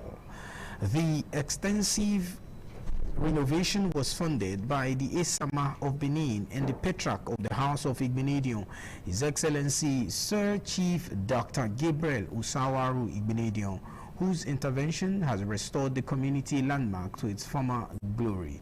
Pius Nsogo brings us details. It was a moment of celebration as elders, women, youth, and other residents of Okada rolled out the drums to welcome the Esama of Benin, Sir Chief Dr. Gabriel Usawaru Igbenedion. The occasion marked the official presentation of the newly refurbished Okada Town Hall, a facility originally built by the Esama several years ago, but which had gradually fallen into a state of disrepair. Following appeals from the community, the referred philanthropists provided the resources for its complete renovation, bringing renewed hope and pride to the people.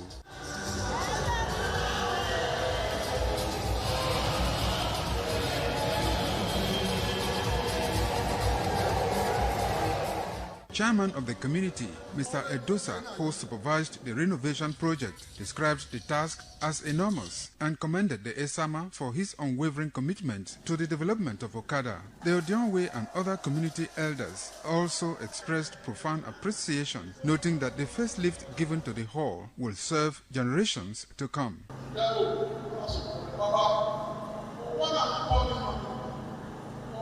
The house is now stronger and will last long. We came to inaugurate the hall which Esama has renovated for us. We are very happy. May God grant him long life. He came to repair Okada. May he live long. Responding, the Esama of Benin thanked the people for their warm reception and continued support over the years.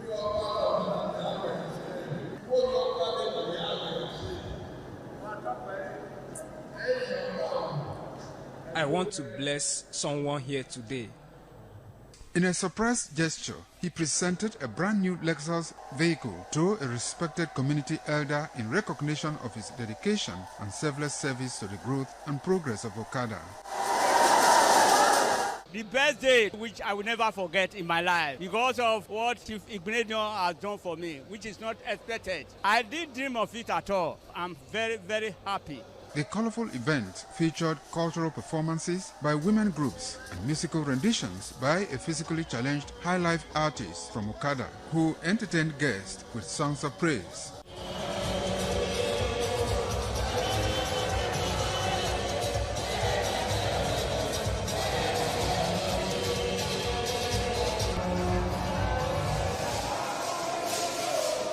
For the people of Okada, the renovated town hall stands not only as a symbol of community development, but also as another testament to the enduring generosity and legacy of the Esama of Benin. Pius Nsogo, ITV News.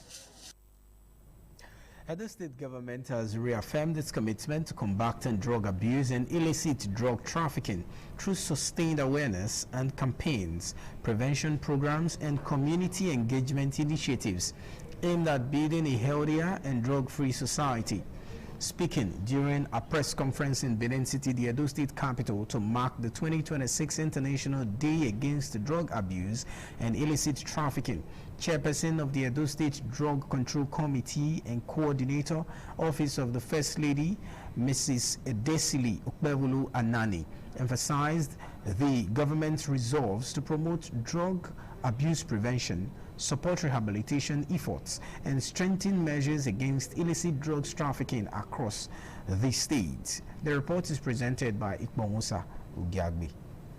The chairperson of the Edo State Drug Control Committee and coordinator, Office of the First Lady, Mrs. Edesili Okpebulu Anani, noted that the 2026 theme, The World Drug Problem, Persisting Issues, New Challenges and Innovative Responses, underscores the need for institutions, stakeholders and communities to collaborate in addressing the evolving challenges of substance abuse and drug-related crimes. She identified poverty, unemployment, inadequate education, and social inequality as major factors contributing to drug abuse and trafficking, stressing the importance of addressing the root causes through prevention, treatment, rehabilitation, and social support programs. Together, we can build a comprehensive approach that eradicates drug trafficking and promote health and wellness.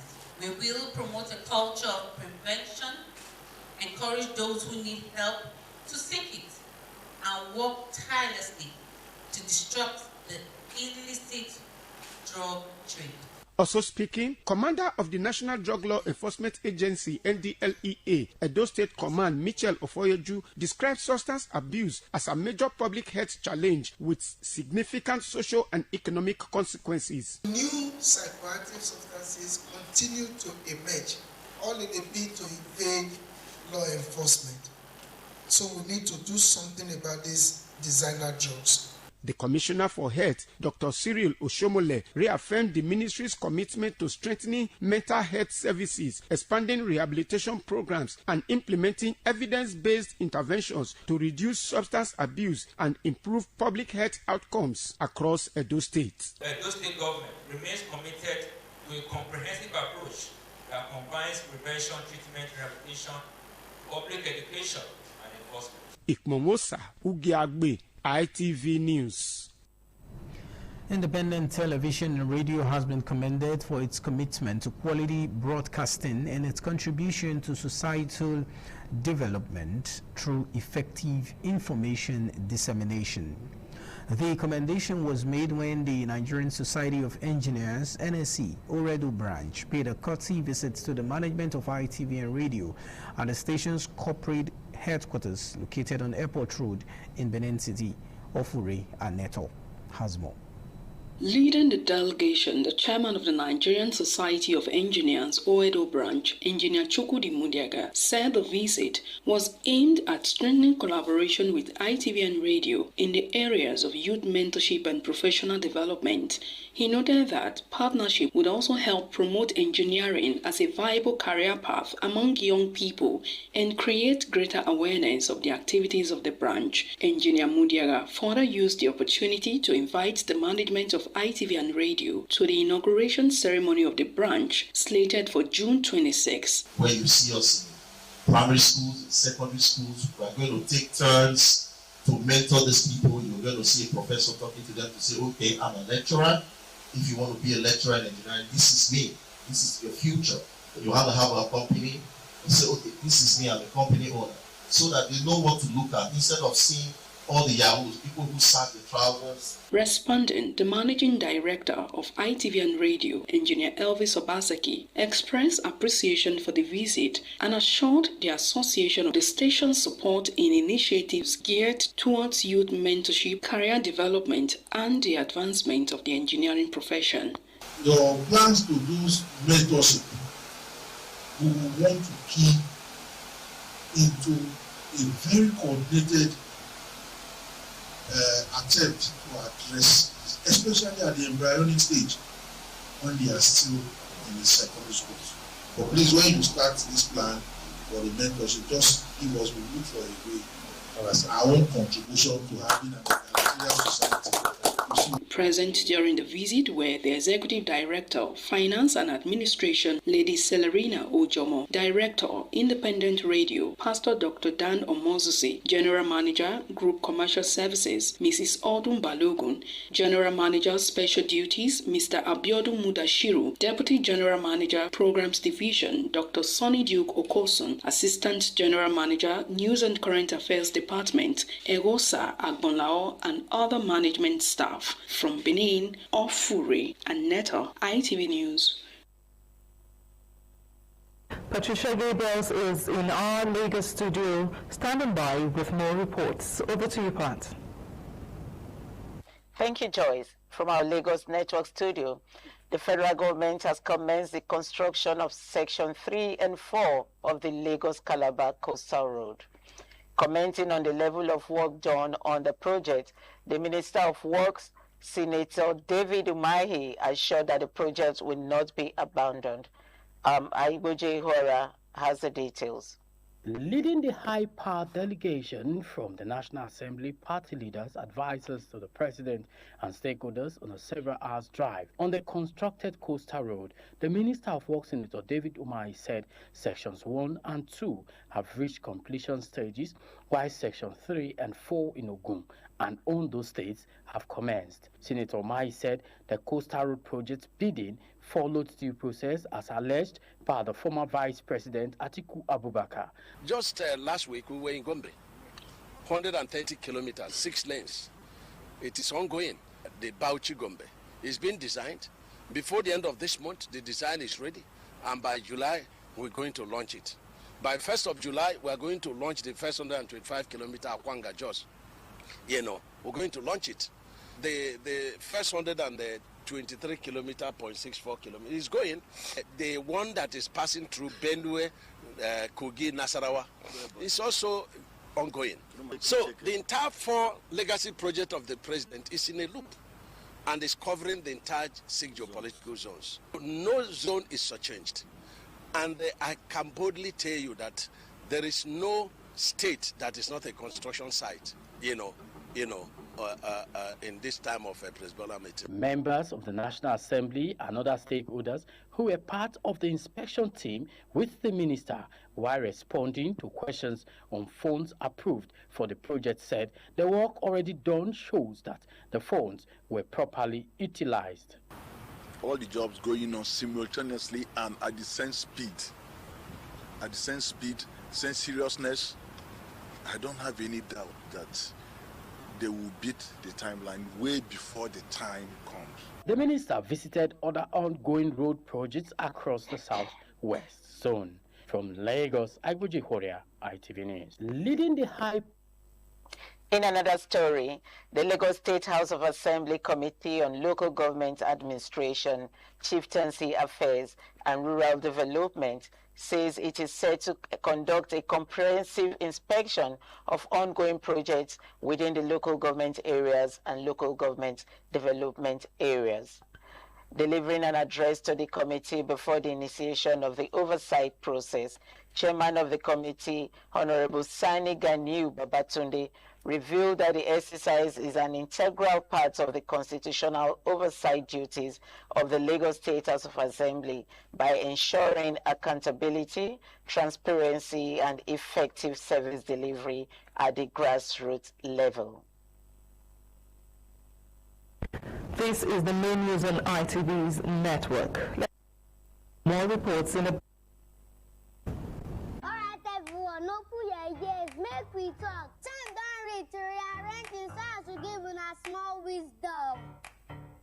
Sounds might be fresh now, but in our own, I beg no be so. Before una go talk, say our smell no reach. Make una think I'm try so. Ever heard of Colgate, the #1 oral care brand in the world? Colgate Maximum Cavity Protection unlocks 24 hours cavity defense. The formula boost with calcium for lifelong smiles. Mom, it's a time to brush. No more for cover mouth.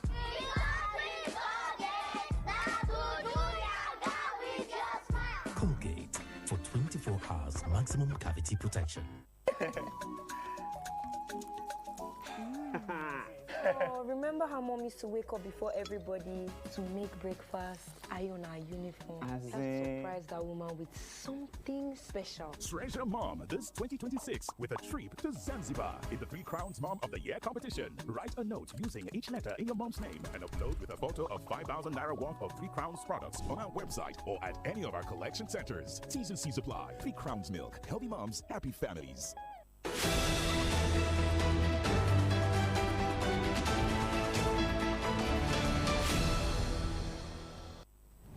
Thank you so much for staying tuned to the main news on ITV. And moving on, the Men of Valor group of the House of Favour International Church in London has held its 2026 Men's Conference with the theme, Love Yourself as You Love Others.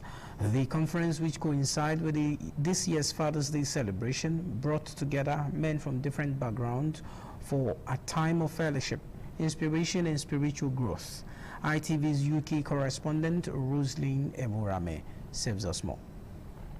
The conference began on Saturday with a family barbecue attended by men, women and children, creating a relaxed atmosphere that strengthened family bonds and community relationships. The men participated in exciting games, drawing admiration and cheers from family members.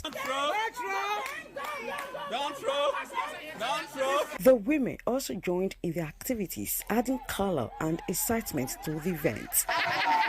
There was plenty to eat and drink as the men took charge of the kitchen in a demonstration of teamwork and hospitality. The conference climaxed with a special Thanksgiving service during which the men received gifts from the church. In a sermon, the senior pastor, Reverend Lakianewu, urged fathers and men to be actively present in the lives of their children, emphasizing the importance of love, guidance, and responsible fatherhood. No matter the problems we have with our children's mothers, we must maintain presence. We must be part of their growing up. We should not abandon them. Participants described the conference as impactful, saying it strengthened them spiritually and inspired them to become better fathers, husbands, and leaders. The goal this year was to the men to look after themselves, make themselves priority. Look, because if you are not well, you cannot look after others. What we learned basically this year is for us to be family orientated. What I've taken home is to keep on supporting my family. As a father, men need to be spiritually minded and ensure that they continue to cover their family with the covenant of God. As the world marks Father's Day, initiatives such as the Men's Conference remain vital in promoting responsible fatherhood, strong family values, and positive community leadership. From House of Favor, London, Roslyn Emurame, ITV News. The state government is taking steps to improve electricity access and eliminate estimated billings with plans to establish the state metering assembly. As part of efforts to support the federal government's distribution sector recovery program, the Ministry of Power is assessing the technical and financial capacities and capabilities of 3 foreign metering firms. The report finding by Donald Ehimeye is presented by Usemudiame Usagi. The Edo State government has intensified efforts to strengthen electricity service delivery and estimated billing through the proposed establishment of Edo State Metering Assembly. In line with Governor Monday Ukpewolo's approval of the initiative, the Ministry of Power is currently evaluating the technical and financial capacities of 3 international metering companies, Wasion Group and Exin Electrical Company Limited of China, as well as Midwest Metering Company of Germany. The initiative builds on the successes of Edo State Mass Metering Program launched in September 2024 through a partnership involving New Hampshire Capital Limited and the Benin Electricity Distribution Company BEDC. The program has so far facilitated the distribution of more than 41,000 smart prepaid meters across the state, promoting transparent billing, improved energy management, and expanded access to metering services. Wasion Group is one that provides such technology as well as the expertise that is aligned to this vision of provision of power to our people. Following inspections of facilities and analyzing areas of possible collaboration at Wasion Group and Hexin Electrical Company in China, the Commissioner for Power, Barrister Paul Usembo, expressed confidence in the prospects of establishing the Edo State Metering Assembly. Edo State is at the verge of establishing the Edo State Metering Assembly as approved by His Excellency Senator Mondo Gombe, and which will be commissioned in the first quarter of 2027. Speaking on behalf of Wasion Group, the company's international marketing general manager for the Asia and Middle East region, Mr. Leo Tan, commended Edo State government's commitment to transparency, energy efficiency, and improved customer service. Semdame Osage, ITV News. The acting chairman of Uhunde Local Government Council, Honorable Austin Rotimi Imafidon, popularly known as Isiwina, has flagged off the Harvest of Hope Food Initiative, a social welfare program aimed at supporting senior citizens, widowers, persons living with disabilities, and other vulnerable residents across the local government area. Oluwafemi Farayola tells us more. The program commenced with the profiling and registration of beneficiaries, followed by the issuance of assessment cards to ensure transparency and proper identification for the distribution of food baskets. In his remarks, Honorable Austin Imafidon described the Harvest of Hope initiative as a humanitarian intervention designed to cushion the effects of economic hardship and provide consistent support for vulnerable residents. I am pleased to announce that this program will not be a one-time event. Through this program, we aim to provide essential food items that will help improve their nutritional well-being and quality of life. Other speakers commended the initiative, describing it as a timely intervention capable of improving the living conditions of vulnerable members of the society. This will not be politics. If they do it so that our mama, widows, our small sisters, may everybody get okay, may everybody get happy. We, as Edo State Diaspora Agency, we don't see say this initiative by our brother now good one. The ceremony featured the distribution of food baskets to registered beneficiaries who expressed appreciation for the support and offered prayers for the continued success of the program. I would remember us, we old people and the young people to help. As he continue to help us, so God will help his life. God will bless him more and more. He not go down. Prayer where I will give them to go up. They do more than this. The Siwina Harvest of Hope Food initiative is expected to serve as a sustainable platform for promoting the welfare, dignity, and well-being of vulnerable residents throughout Wonde local government area. The ceremony, held at the Ihinya Primary Health Center, attracted government officials, development partners, community leaders, and beneficiaries from various communities within Wonde. Oluwafemi Falayola, ITV News. The President, Enabling Business Environment Council, has expressed its desire to partner with the Edo State government to promote trade and investment in a bid to strengthening ongoing economic policies of the government. The remark was made by the Director General, President, Enabling Business Environment, Princess Zara Mustafa Audu, during a nationwide Subnational Engagement and Technical Reform Workshop 2026 held in Edo State as part of its nationwide town hall and states engagement tour. Efosa Wangwe brings us the details.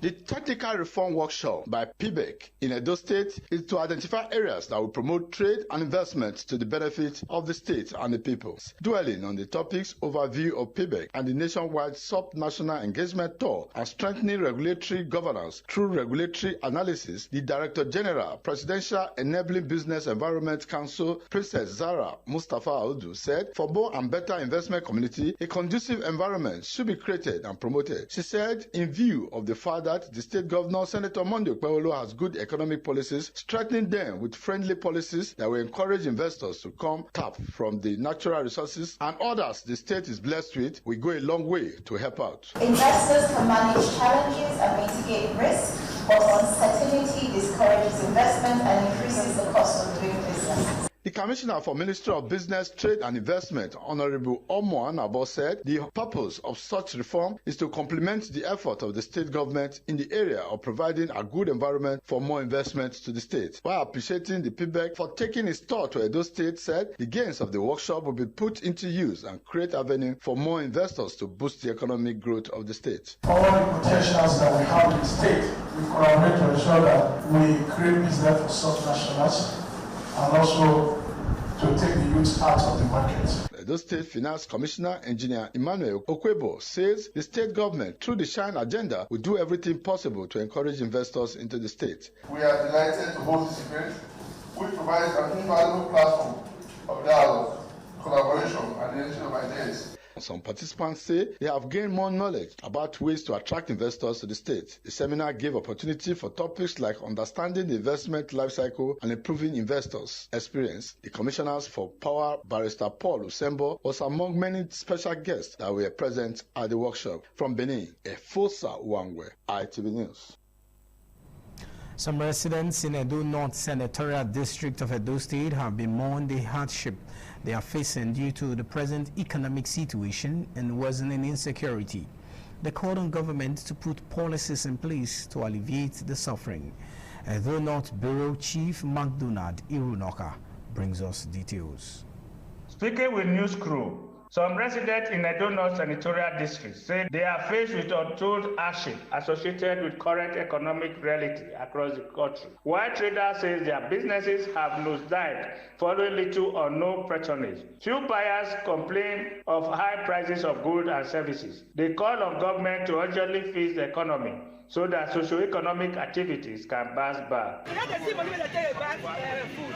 Money no day. First time they buy 30,000 before now. They say 57,000. We don't got money to buy. Help us, oh. Let government help us. We don't suffer, we don't angry. Others appeal to government and security agencies to address the menace of insecurity. Life for Nigeria now is that we see many things, we see difficulty, something like bandit, we don't see that kind of thing before. Everywhere we can see some crimes. Many people are committing crimes because of they cannot meet up with their needs. We need effort to gather Nigeria together so that we can get one mouth. No, make sure say it's a very good country to stay. What 10,000 I can afford for you before, now even 20,000 I can now afford it. We have a lot of challenges here and there. This war that is going on around us, these are the things that are affecting this world. Because when there's crisis in one part of the world, that thing affects the other part of the world. From Auchi, the administrative headquarters of Isako West Local Government Area of Edo North, McDonald Irunokai, ITV News. The conduct and the outcome of the just concluded Ekiti State gubernatorial election have continued to generate reactions among political stakeholders and analysts across the country as discussions shift towards the implications of the poll for Nigeria's democratic process and the 2027 general elections. Guest on a breakfast show this morning on ITV examined key issues surrounding the election, including allegations of electoral malpractices, vote buying, and the role of electoral institutions. Ehis Ohunamure finds in the report. From Benin, Comrade Fares, Dr. Dan Ehoriafo, and Comrade Esosa Omoregbe examined the conduct and outcome of the Ekiti governorship poll, citing a video allegedly showing voter cards being used by persons other than their rightful owners. Nigerians are feeling so disenfranchised from the process. And the reason is not far-fetched. The reason is because the umpire INEC has continued to conduct very shameful sham of what they call elections. You are an INEC official given the responsibility of protecting cards so that any day individuals need their cards, they can approach you and get this card. But the politician offers you some amount of money, you give the card to the individual. Edo State Commissioner for Public Safety, Honorable Festus Abia, highlighted ongoing efforts by the Edo State government to tackle violent crimes, including the plan of establishing a special court by Governor Senator Monday Okpewolo for speedy prosecution of offenders. The Edo State Security Corps had been mobilized to make sure they go around all the schools and put physical money, security-wise. The governor had made it clear being involved in crime is not a way to live. It's not a way to make life. And it's not a way that will be allowed to fester in Edo State. From Abuja, Sir A.K. Peters weighed in on the Ekiti governorship election outcome amidst reports of vote buying. Every political party is supposed to have an accredited agent who represents that political party and the candidate of that political party in the polling unit. While from Lagos, political analyst Chris Osose offered insight into the implication of the election for Nigeria's political landscape ahead of 2027. Vote buying is actually a crime. Shamefully, such tactics has bastardized our election process. From Benin, Ehis Ohunamure, ITV News. Edo State Security Corps has arrested no fewer than 10 suspected criminals for various offenses at the weekend. The Deputy Corps Commander Richard Balogun said that the Corps has zero tolerance for criminal activities in the state. Jonah Omorowa has details. According to the Deputy Corps Commander Richard Balogun, the offences varies from theft of factory engine from Isigbe Construction Company, alleged armed robbery, exploitation of a vulnerable victim at Ikoba Slope, POS fraud to motorcycle theft. All the suspects will be handed over to the police It is now our duty to follow up to see the end of the case. I've told the men that they should go and make statement to the police, how the arrest was made, how they were contacted. And that is the role we continue to play so that we sanitize the state generally. The deputy corps commander said the suspects were arrested following intelligence report and have confessed their level of involvement in the crimes. The confess pass come out to as they come back. They come back, I go carry, go keep for sit down. So they come back, go carry on. I go keep one side, sit down. What's the reason why you are lying here now? This how many people you first tell me say one wrong, we not see just now.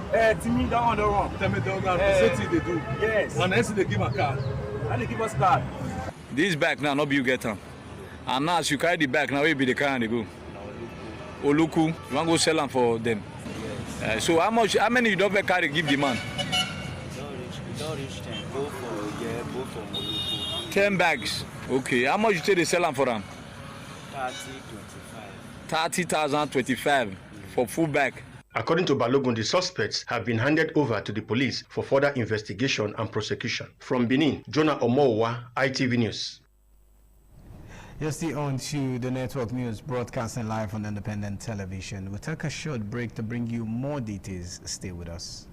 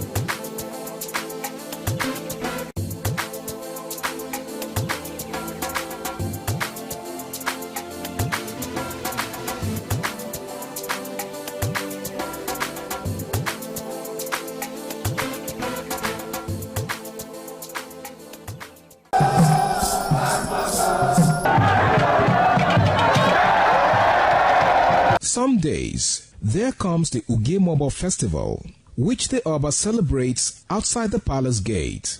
A pavilion is built of red cloth where rites are performed to drive away all evil spirits still unsatisfied by the year's sacrifices. The Ugemobo Festival is to commemorate an event in Benin history which dates back to 1504 AD.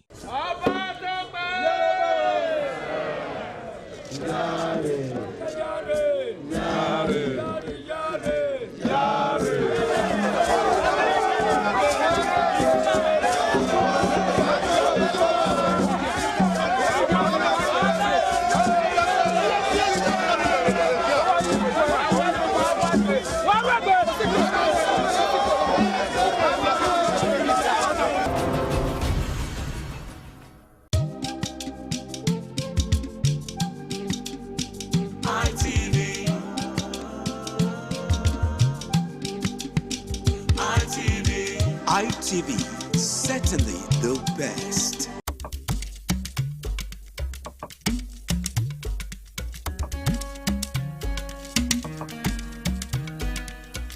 What does one do with a bunch of memories? Laugh about them, cry over them, or capture them? I know what I'll do with such memories. I'll showcase those memories. Yes, I will show them to the world. I will flaunt those memories. Showcase that marriage ceremony of yours. Burial ceremony? Yes, let the people know that you buried your person in a grand style. Thanksgiving, ordination, baby dedication, housewarming party, and lots more on your entertainment program. Memories on independent television every Sunday. Remember, for your event to be considered thick and classic, then it has to be on Memories. Memories.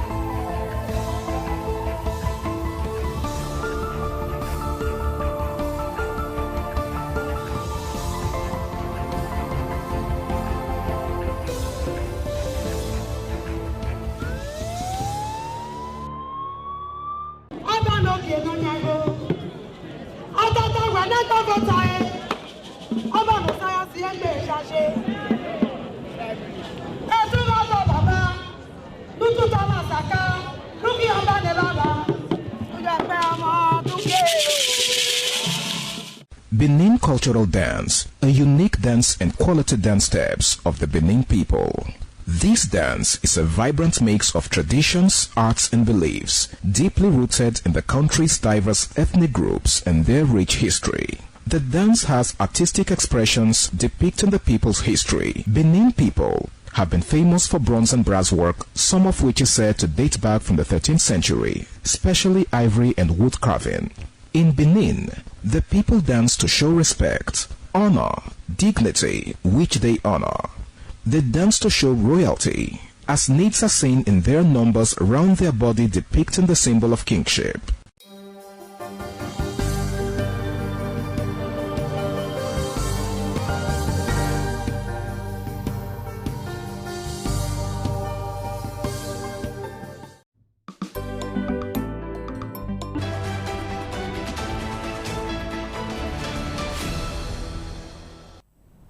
Thank you so much for staying with us. Let's turn our attention to business news, where Disney and Pixar's Toy Story 5 has recorded the biggest opening weekend in the history of the animated franchise, generating more than $300 million worldwide.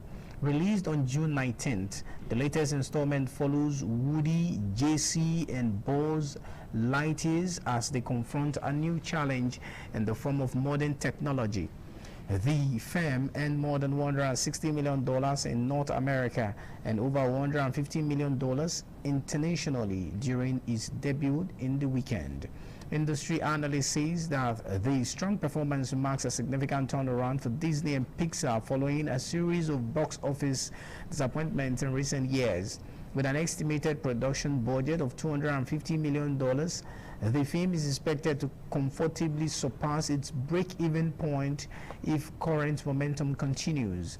The Toy Story franchise has generated more than $3 billion globally since the original film debuted in 1995, making it one of Pixar's most successful brands. Let's take you through the world of entertainment, where the body of American song and singer, songwriter Oliver Tree has been returned to his home state of California following last week's fatal helicopter crash in Brazil. 3 and 6 others lost their lives when 2 helicopters collided in Rio de Janeiro in Brazil. In a statement posted on his official Instagram account, the musician's family said he can now finally rest. Family also announced plans to establish a charitable foundation in accordance with what they describe as Tree's final wish. The organization, to be known as Dr. Olive Tree's Extremely Epic Grant for Baby Geniuses, will support initiatives promoting creativity, arts, and positive social impact. The family thanked fans around the world for their support and messages of condolences during what they describe as an extremely difficult period. Olive Tree rose to international prominence in the year 2016 through viral social media success and became known for hit songs including Life Goes On, Miss You, and Allen Boy.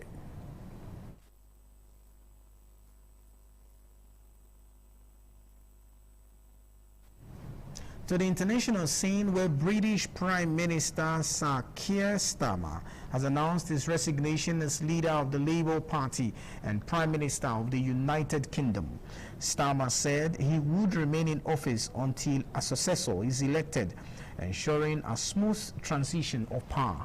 His resignation follows mounting pressure after Labour's poor performance in recent local elections and growing opposition from within the party. In a statement outside the 10 Downing Street, Starmer described becoming UK's Prime Minister as the proudest moment of his life and thanked supporters for their confidence. Labour politician Andy Bonham is widely seen as a leading contender to succeed Keir Starmer. And still on the international scene, where the first round of negotiation between the United States and Iran aimed at reaching a final agreement to end the conflict has concluded with what both sides describe as encouraging process. Patience Osarogiwa completes the report.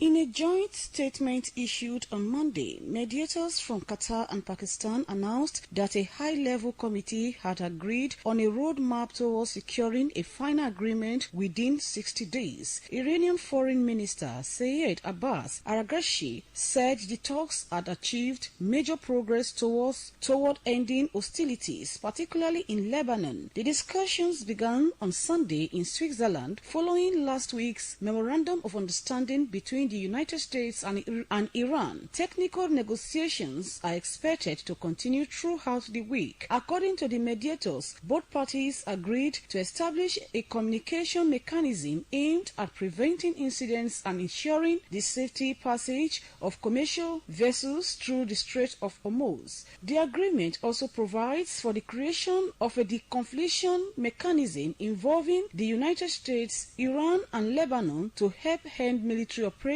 in the region. Despite diplomatic progress, violence has continued in parts of Lebanon where clashes between Hezbollah and Israeli forces have resulted in casualties on both sides. The issue of Iran's nuclear program remains unresolved and is expected to be a key focus of future negotiations. The Strait of Hormuz, a strategic shipping route through which nearly 20% of the world's oil and natural gas supplies pass, remains essential to the discussions. Both sides have expressed cautious optimism, although significant challenges remain before a comprehensive peace agreement can be reached. Patience Osaogiwa, ITV News.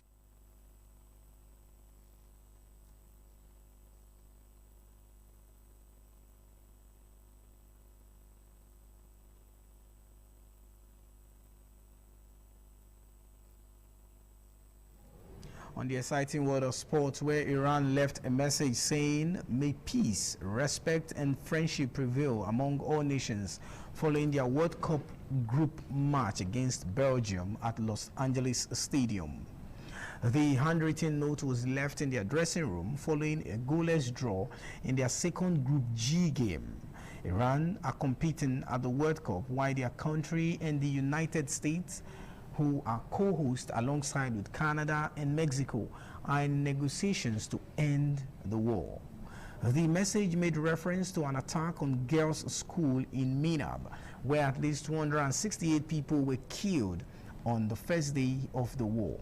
Iran played their opening match, a 2-2 draw with New Zealand at Los Angeles Stadium, and will play their third and final group game against Egypt in Seattle on the 27th of June 2026. And that's the size of our package on the network news for tonight. On behalf of my colleagues Joyce Ikogu in Abuja and Patricia Gabriels in Lagos, I am Lawrence Osifo, thanking you for being a part of the news. From all of us here, do have a beautiful night rest. Good night.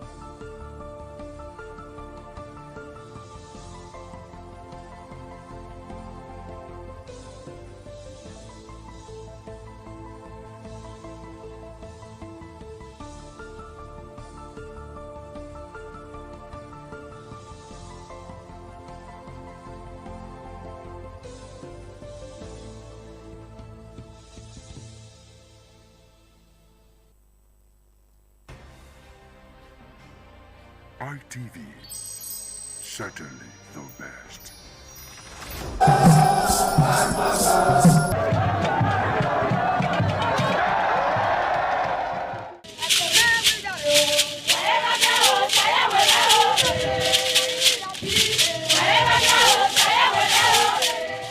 Benin Cultural Dance, a unique dance and quality dance steps of the Benin people. This dance is a vibrant mix of traditions, arts and beliefs, deeply rooted in the country's diverse ethnic groups and their rich history. The dance has artistic expressions depicting the people's history. Benin people have been famous for bronze and brass work, some of which is said to date back from the 13th century, especially ivory and wood carving. In Benin, the people dance to show respect, honor, dignity, which they honor. They dance to show royalty, as natives are seen in their numbers around their body depicting the symbol of kingship. The threat of global warming is real. You have seen the destruction of lives and property as a result of incessant flooding. Make the environment a conducive place for all to live in. Stop polluting the environment. Protect the environment today. This message is brought to you courtesy Independent Television and Radio.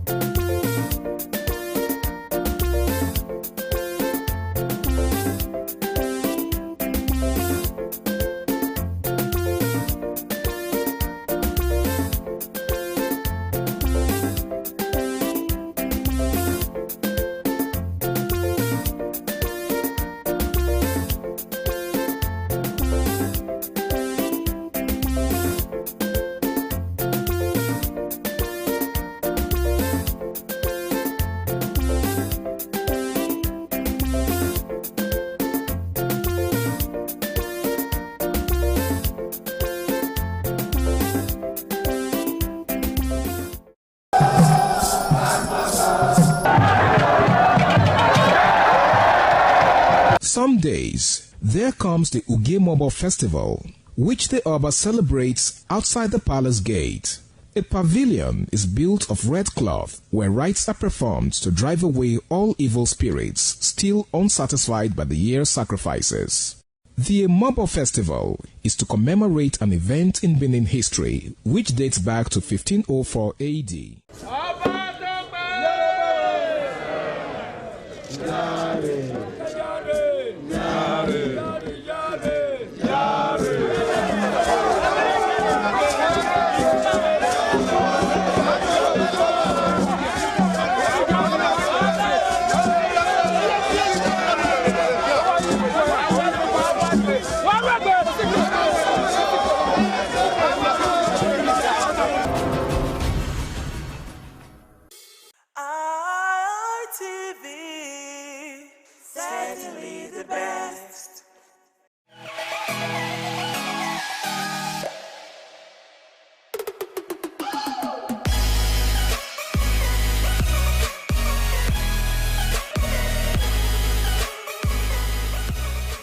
All right, distinguished ladies and gentlemen, it's another beautiful episode of your favorite Rendezvous for Guys on Television, and I'm talking about the Guys Hangout Show on Independent Television, reaching you live from Benin City, Edo State, Southside Nigeria, West Side Africa. Now, for starters, the Guys Hangout Show is a very very interesting show that teaches men to put themselves first in a society where, nobody cares about the feelings of men. All right, so we encourage men to, prioritize themselves. I believe that it's only when you invest in yourself that you can give out to those around you. After all, you can't give what you don't have. My name is Harry Agboje, and of course, it's my pleasure to have you join me on another beautiful episode of the show. Now, tonight I've got two gentlemen with me. Of course, they've been with me before, and we're doing this again. And let me begin with the one that sits far away from me. All right? To my far left is someone that is really passionate about everything that concerns guys. Okay? He goes by the name of Osas Zabi. Yeah, yeah, thank you. It's great being here again today. And it's great to have you. Yeah, thanks. All right, and of course, seated next to Zabayo is someone else who is also very passionate about masculinity. He goes by the name of Benedict Ochagu. It's good to have you on the show, bro. Were you thinking about it? No, I was actually looking for a better way to introduce you. Oh, yeah. All right, thank you so much. It's always a pleasure being here and knowing that you are listening and watching us from the comfort of your home. Absolutely. Yeah, once again here. Okay, so gentlemen, we have something really serious to talk about. It's one of those very controversial subjects. And of course, you know that we live in a controversial era where certain things tend to offend certain people. Okay, so as guys, we come across some terms that we use, and some persons just get offended. And one of such terms is, jealousy and insecurity. All right? Now, there seems to be a thin line between both. How would you define jealousy and how would you define insecurity? Some persons believe that both of them are the same thing. Now, what's your take? How do you see both words? Do you think, they are the same, or do you think one is good and the other one is bad? So let me just hear your thoughts on that. Let me begin with you, Zabi. Yeah, okay. Like you said, actually, there's really a thin line between both of them. For someone being jealous and someone being insecure. Yeah. But they come from two different emotional standpoints. So I believe for jealousy is actually the very evil one. Everybody talks about evil is the sin, but the Bible has never talked about insecurity. The Bible has not told us that insecurity is a sin.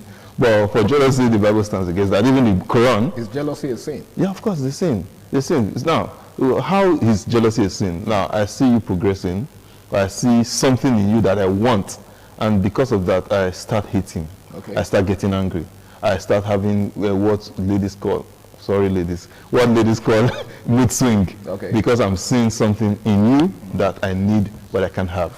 So that is the standpoint of jealousy. Okay. Now, insecurity, basically, for me, I think or I believe that insecurity comes from me not having something, but you feeling I have something to offer, and then I now have to try to prove to you that I have something to offer, knowing deep down within myself that I'm totally empty. So at that moment, I become very insecure. So, insecurity as an emotion is something that can actually be worked on, and there are no casualties in the game. But for jealousy, you might record casualties. Oh, really? You might record casualties. Oh. But for insecurities, you might not record casualties. It's just that maybe you can learn on yourself, maybe balance up where you're lacking and all that. But for jealousy, there most likely will be casualties. When I make casualty, someone might definitely get hurt, or you might want to go into any means to make sure that. I think we're having a discussion backstage about a particular firm where most persons are fighting themselves and all that. Okay. This stems from jealousy, not insecurity. Not insecurity. You understand? So jealousy is the bad one, not insecurity. Exactly. All right, that's how I want to put it. Okay. let me put that disclaimer. That's a fair way to put it. But let me hear what Benedict has to say. He just said that insecurity is not necessarily a bad thing, but jealousy is actually the destructive one. What's your take on that? I don't agree. Okay. The reason is, for me, first let me say that I think you have broadened the context of this discourse. Okay. I thought I don't know whether I'm the one that misread it. Okay. It was supposed to be about in the context of love, relationship, and all that. Yeah, of course, you could also do what you narrate to which is romance, which is a nice thing to do. But again, like Zabi tried to talk about the fact that jealousy is the bad thing. No, for me, jealousy is not bad. What Zabi was explaining in his analysis is envy. Jealousy is not a bad thing. Even God is a jealous God. Yeah, I was going to make reference to how the Holy Book says that God, the Creator himself is jealous. Yes, there is jealousy is not a bad thing, but again, in context, in grammatical context, some people seem to use interwove envy and jealousy. I think it's the same thing that people do to the word pride. When you say someone is proud, you could be proud in a good way. Like I'm proud of who I am. I'm proud of my accomplishments. But proud could also mean arrogance. Right? So I guess that's the same thing that applies to. So in context, for me, jealousy, if it is for romance, jealousy is not totally a bad thing. Because when you love, there will be elements of jealousy triggered in you. No matter how much you try to say, me, I don't care. If another man wants to have her, the man should have her. There must be something triggered in you. That is an offshoot of love. Okay, so that's healthy. That's healthy. But when it is taken beyond the boundary of relevance into insecurity, like he was trying to say, tends to be something, to be a function of an inner defect, and so we cannot excuse it. And what inner defect are we talking about? Could it be inner defect of emptiness, like he talked about emptiness and low self-esteem? And when it comes to men, when it comes to low self-esteem for men and emptiness, we must stay and address it, because we cannot allow men to be empty. We cannot allow men to be bereaved of ideas. And so because of the position, the sacrosanct nature or the sacrosanct position that men occupy, because of how important the position of men in society are, I will always advocate that men deal with the problem of insecurity. Because what breeds witchcraft sometimes is insecurity. It may seem to be an innocent word, but if it is unbridled, it can lead to a whole lot of other things. Like Zabi was trying to say that it can be managed, which is the correct thing. Every man has an element of insecurity in him.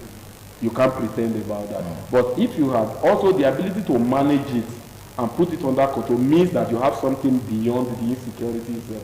It means there's an element in you that is more powerful than insecurity. But if you are stuck with insecurity alone, that's a big problem. Right? So that is what we are trying to say, that love comes with a portion of jealousy. But insecurity with men, especially when it comes to do with a general workplace, can lead to so many things. For me, I want to say that instead of being insecure, work on yourself. Grow. When you grow, you will now find out that the next person is not your problem. That your problem was actually lack of growth. If Zabi is trying to do certain things, the reason why I will be feeling insecure when Zabi comes around to do his thing is that there is no value currency that I can also bring that will make me relevant around Zabi. So you feel threatened by his presence? I feel threatened by what he's doing. But if I have value currency, and then he's shining his shine, and I'm shining my own shine, then that self-esteem narrative will be gradually to erode, and will become better, will become partners and not just competitors. All right. So can I quickly let me strike on a part, because I believe that's where most of us want to really miss it. We believe that anything that has God in it is good. When the Bible says God is a jealous God, that doesn't make jealousy good. Because what happens to the people, if you now read it completely, what happens to the people that defect? The Bible tells you what happened to them, right? So that shows you that jealousy is bad. Because God now being a jealous God means that if you now give what is due him to somebody else, there's a repercussion. Okay. Which something happens. So the problem is with the repercussion. There is always a repercussion. There is always something. Right. So that's what I talk about. There's always casualties. Okay. So just God being a jealous God, there's always casualties. Okay. Well, Christians are not casualties. All right. I think I quite agree. You're not getting Sometimes just in language, lexical content. Yeah.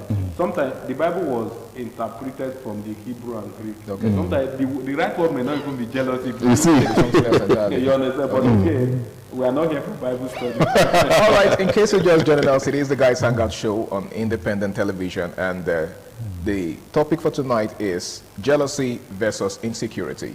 Now, you just said, Zabi, that wherever there's jealousy, there is likely going to be casualties, right? Yeah. Okay, now I would like to ask you this. What would you rather have?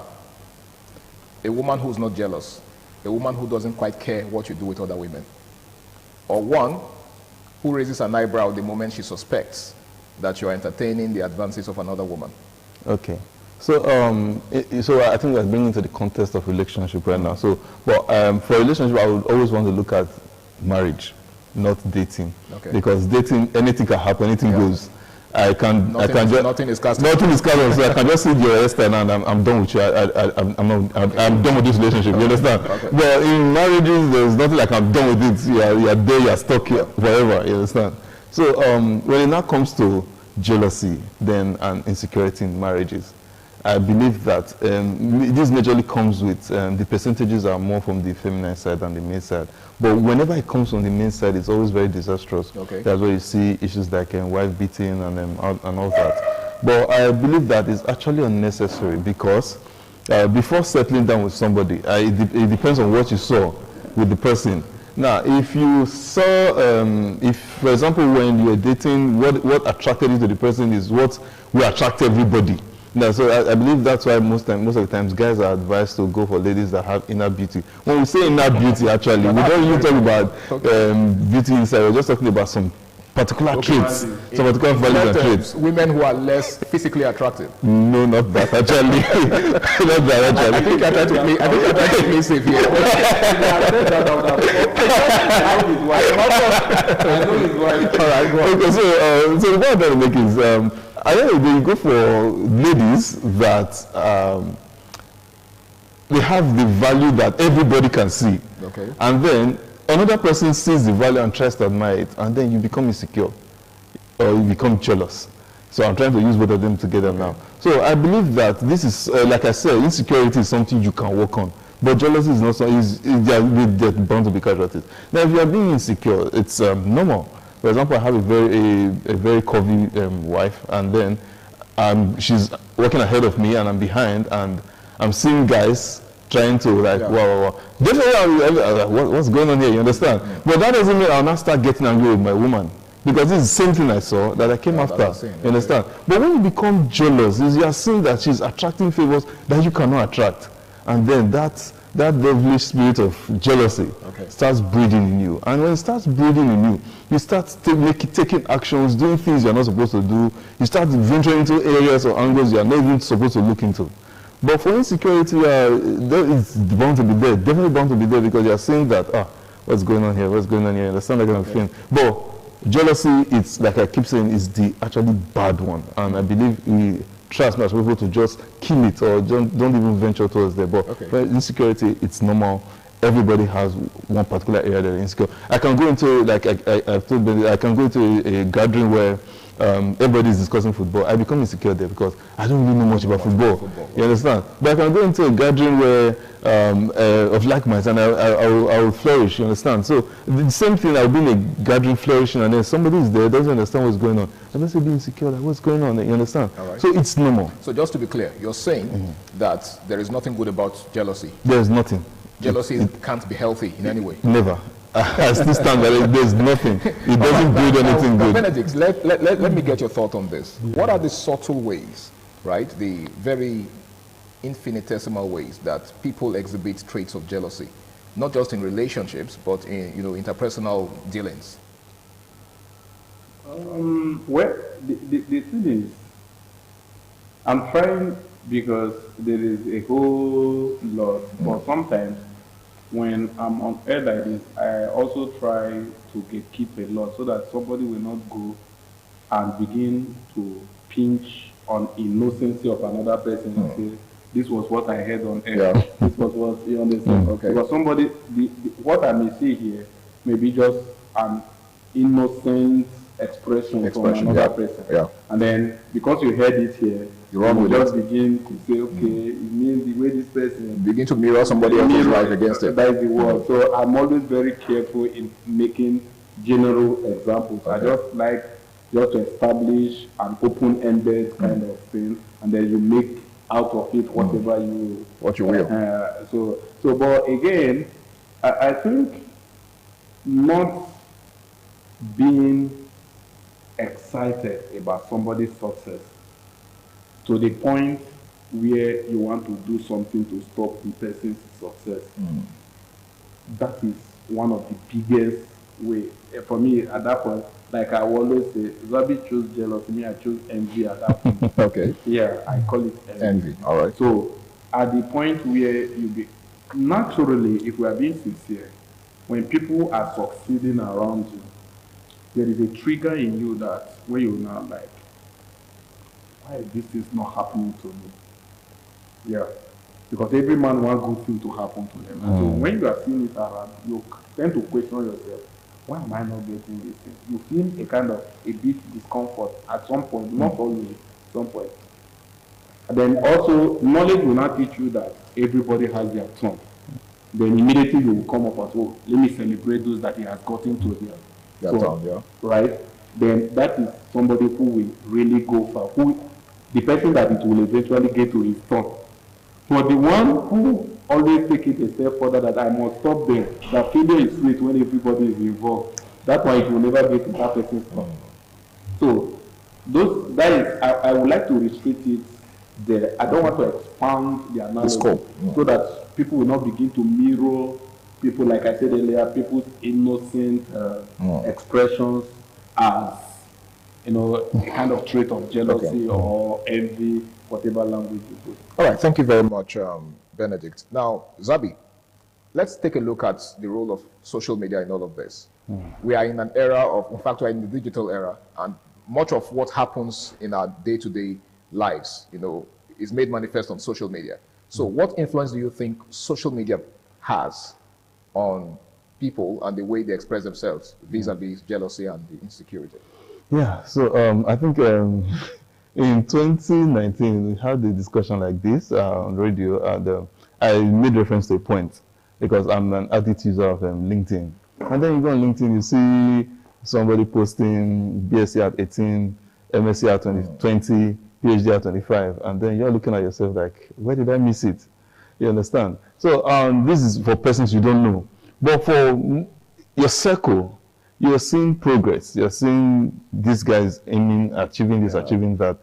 Smashing goals. Smashing goals. So I think I'm going to use myself as an experience and then as an example, and then I just break it down with the experience. Now, instead of going into jealousy, like, I'm supposed to be having this, I'm supposed to be getting this, I think what I personally do, I study the process of how they get there. So back then, when I was working with a firm, I met top thinkers and big thinkers, and I started seeing how they're making progress. And would I say it's jealousy? No, definitely not jealousy, because I started going through the background to see how they made it and how they got it. Started doing my research, started going through their processes, the certifications they've done, the trainings they've gone through and all that. And I started taking myself through those trainings and the certifications. So I think that's what draws the thin line between jealousy and then realization, like, I want to be like this person now.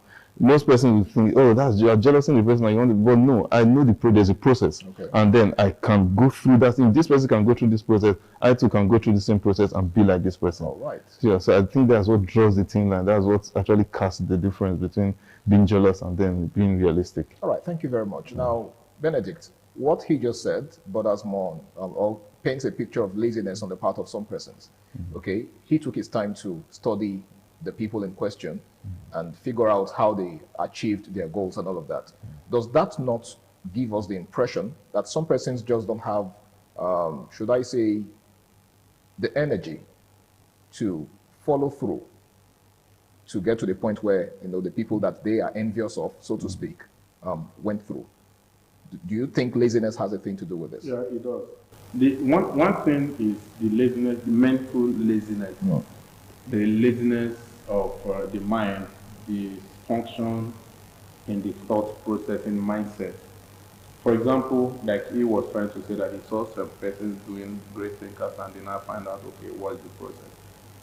As a guy, one of the ways you know that there's problem, that you might not go far if you don't deal with it, is when you embrace people's glory without trying to find their story. Their story, okay. Yeah, you must find out people's stories, and their story may not be basically exactly like yours, but you must also find a pathway of that story to create your own story and know that it's not going to be an easy thing in the process. So you have to find out, like he said, he need to also go and try getting certificate. It may not necessarily be that he got exact certification as some of them got. True. But again, when they eventually met at the table, it means that he has gone through his own process and this one, and he's now qualified to have conversation with them. So he became relevant in the scheme of things. In the scheme of things, not necessarily because he got exact qualification, but also because he has also learned the principle of paying price to also get some of those things. So me, I feel if you look at it as what makes this person outstanding, then you also need to find out your own strength. One of the things that breeds jealousy is that people want to be envious of people who are not even going their direction. Yeah. For example, if you are saying, like my pastor would say, if you are saying I am envious of you, find out whether what interests is what interests me. Okay. You may buy a car. In other words, might not even be the same. You may buy a car, and I come around, maybe you see my face, you feel I'm being jealous. Maybe car is not even my dream in the next 1 year. That's not my pursuit. So find out if a car is my pursuit, or maybe you bought a brand of car. Find out if I do fancy that brand of car before you say I'm being jealous. So sometimes what you need to do is find out where you are going to. Find out, create a roadmap, and then look forward to becoming better. If you can focus on becoming better in your own life, so all of this envy, jealousy will really die down. Because people can be doing well in their own choosing line. That may not be your life. And so one time this one succeeds here, you are envious of this one succeeds, you are envious of this one. Before you know what happens, you are in the game of trying just to pull everybody down and everything just. So it's about building yourself. So that when Zabi comes and Zabi is speaking as a mathematician, for example, I know he's very good with calculation. You understand? And then I speak as a journalist. My drive is not to be a better mathematician, for example, than Zabi. My drive is to be a better journalist than I am today. Because that's your profession. You understand? Than I am today. Or maybe, okay, going into the business line, because Zabi is also a businessman. But we are not into the same line of business. I'm happy seeing him do what he does, and then I am also happy doing what I do. Okay. Right? My goal is to be better doing what I do. And then, again, I will also be happy that he gets better, so that when we meet at the echelon, the top echelon, we'll be able to have conversation. And life is easier at that level. Okay, life is easier at that level. Now, Zabi, what do you think, or how do you think communication can reduce jealousy and insecurity, in relationships, not just in romantic relationships, but, across board? Education? Communication, yes. Communication, yes. Okay, yeah.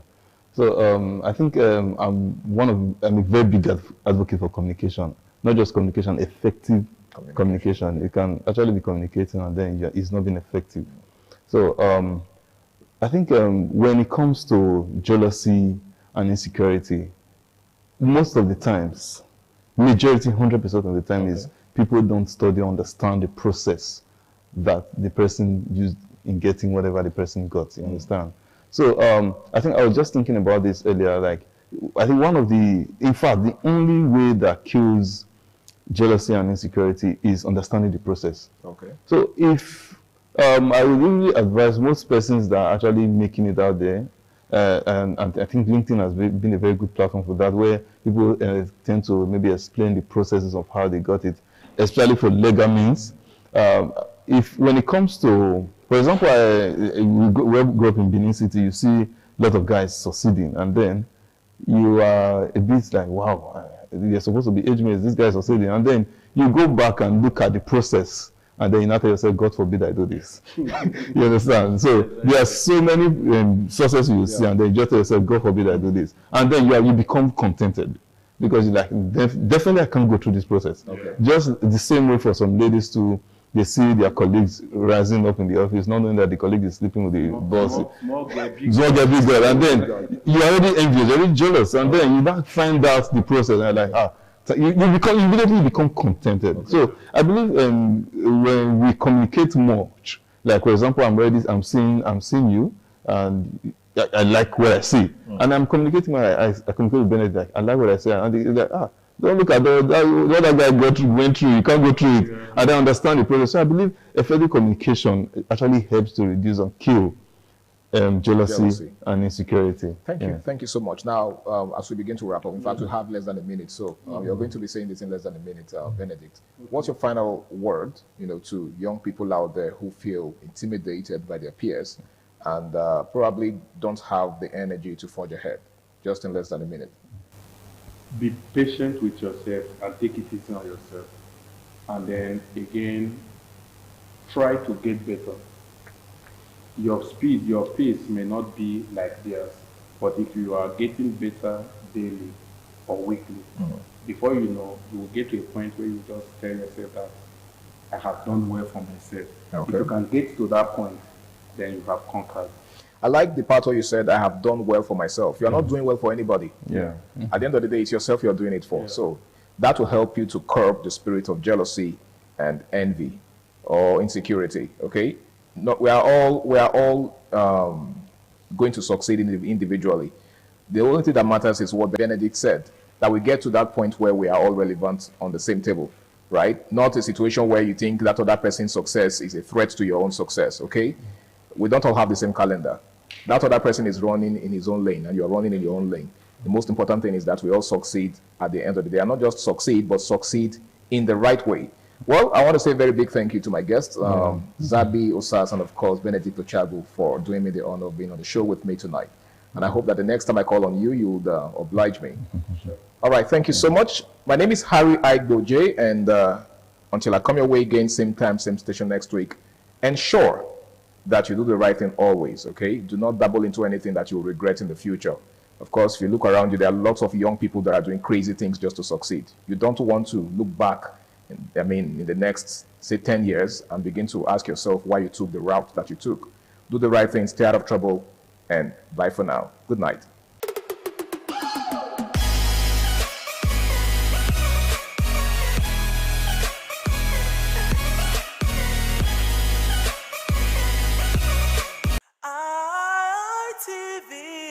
ITV, certainly the best.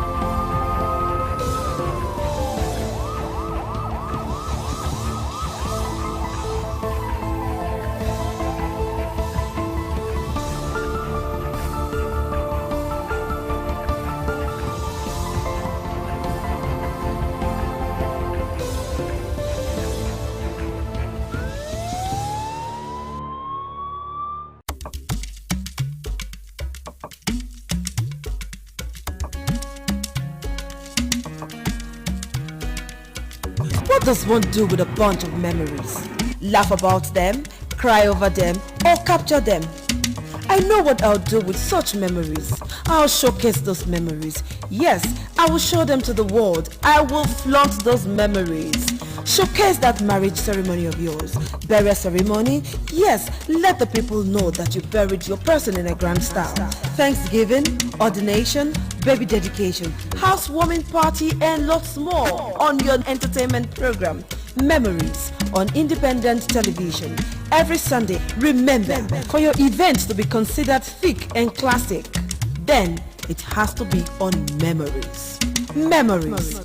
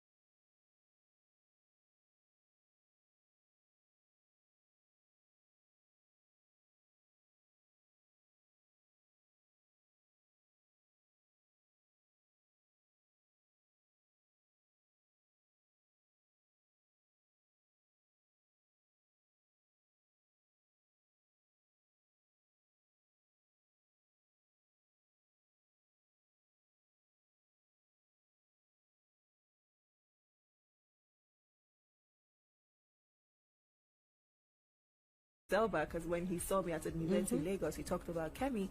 I can't disappoint these people by when they watch it and they're like, oh my.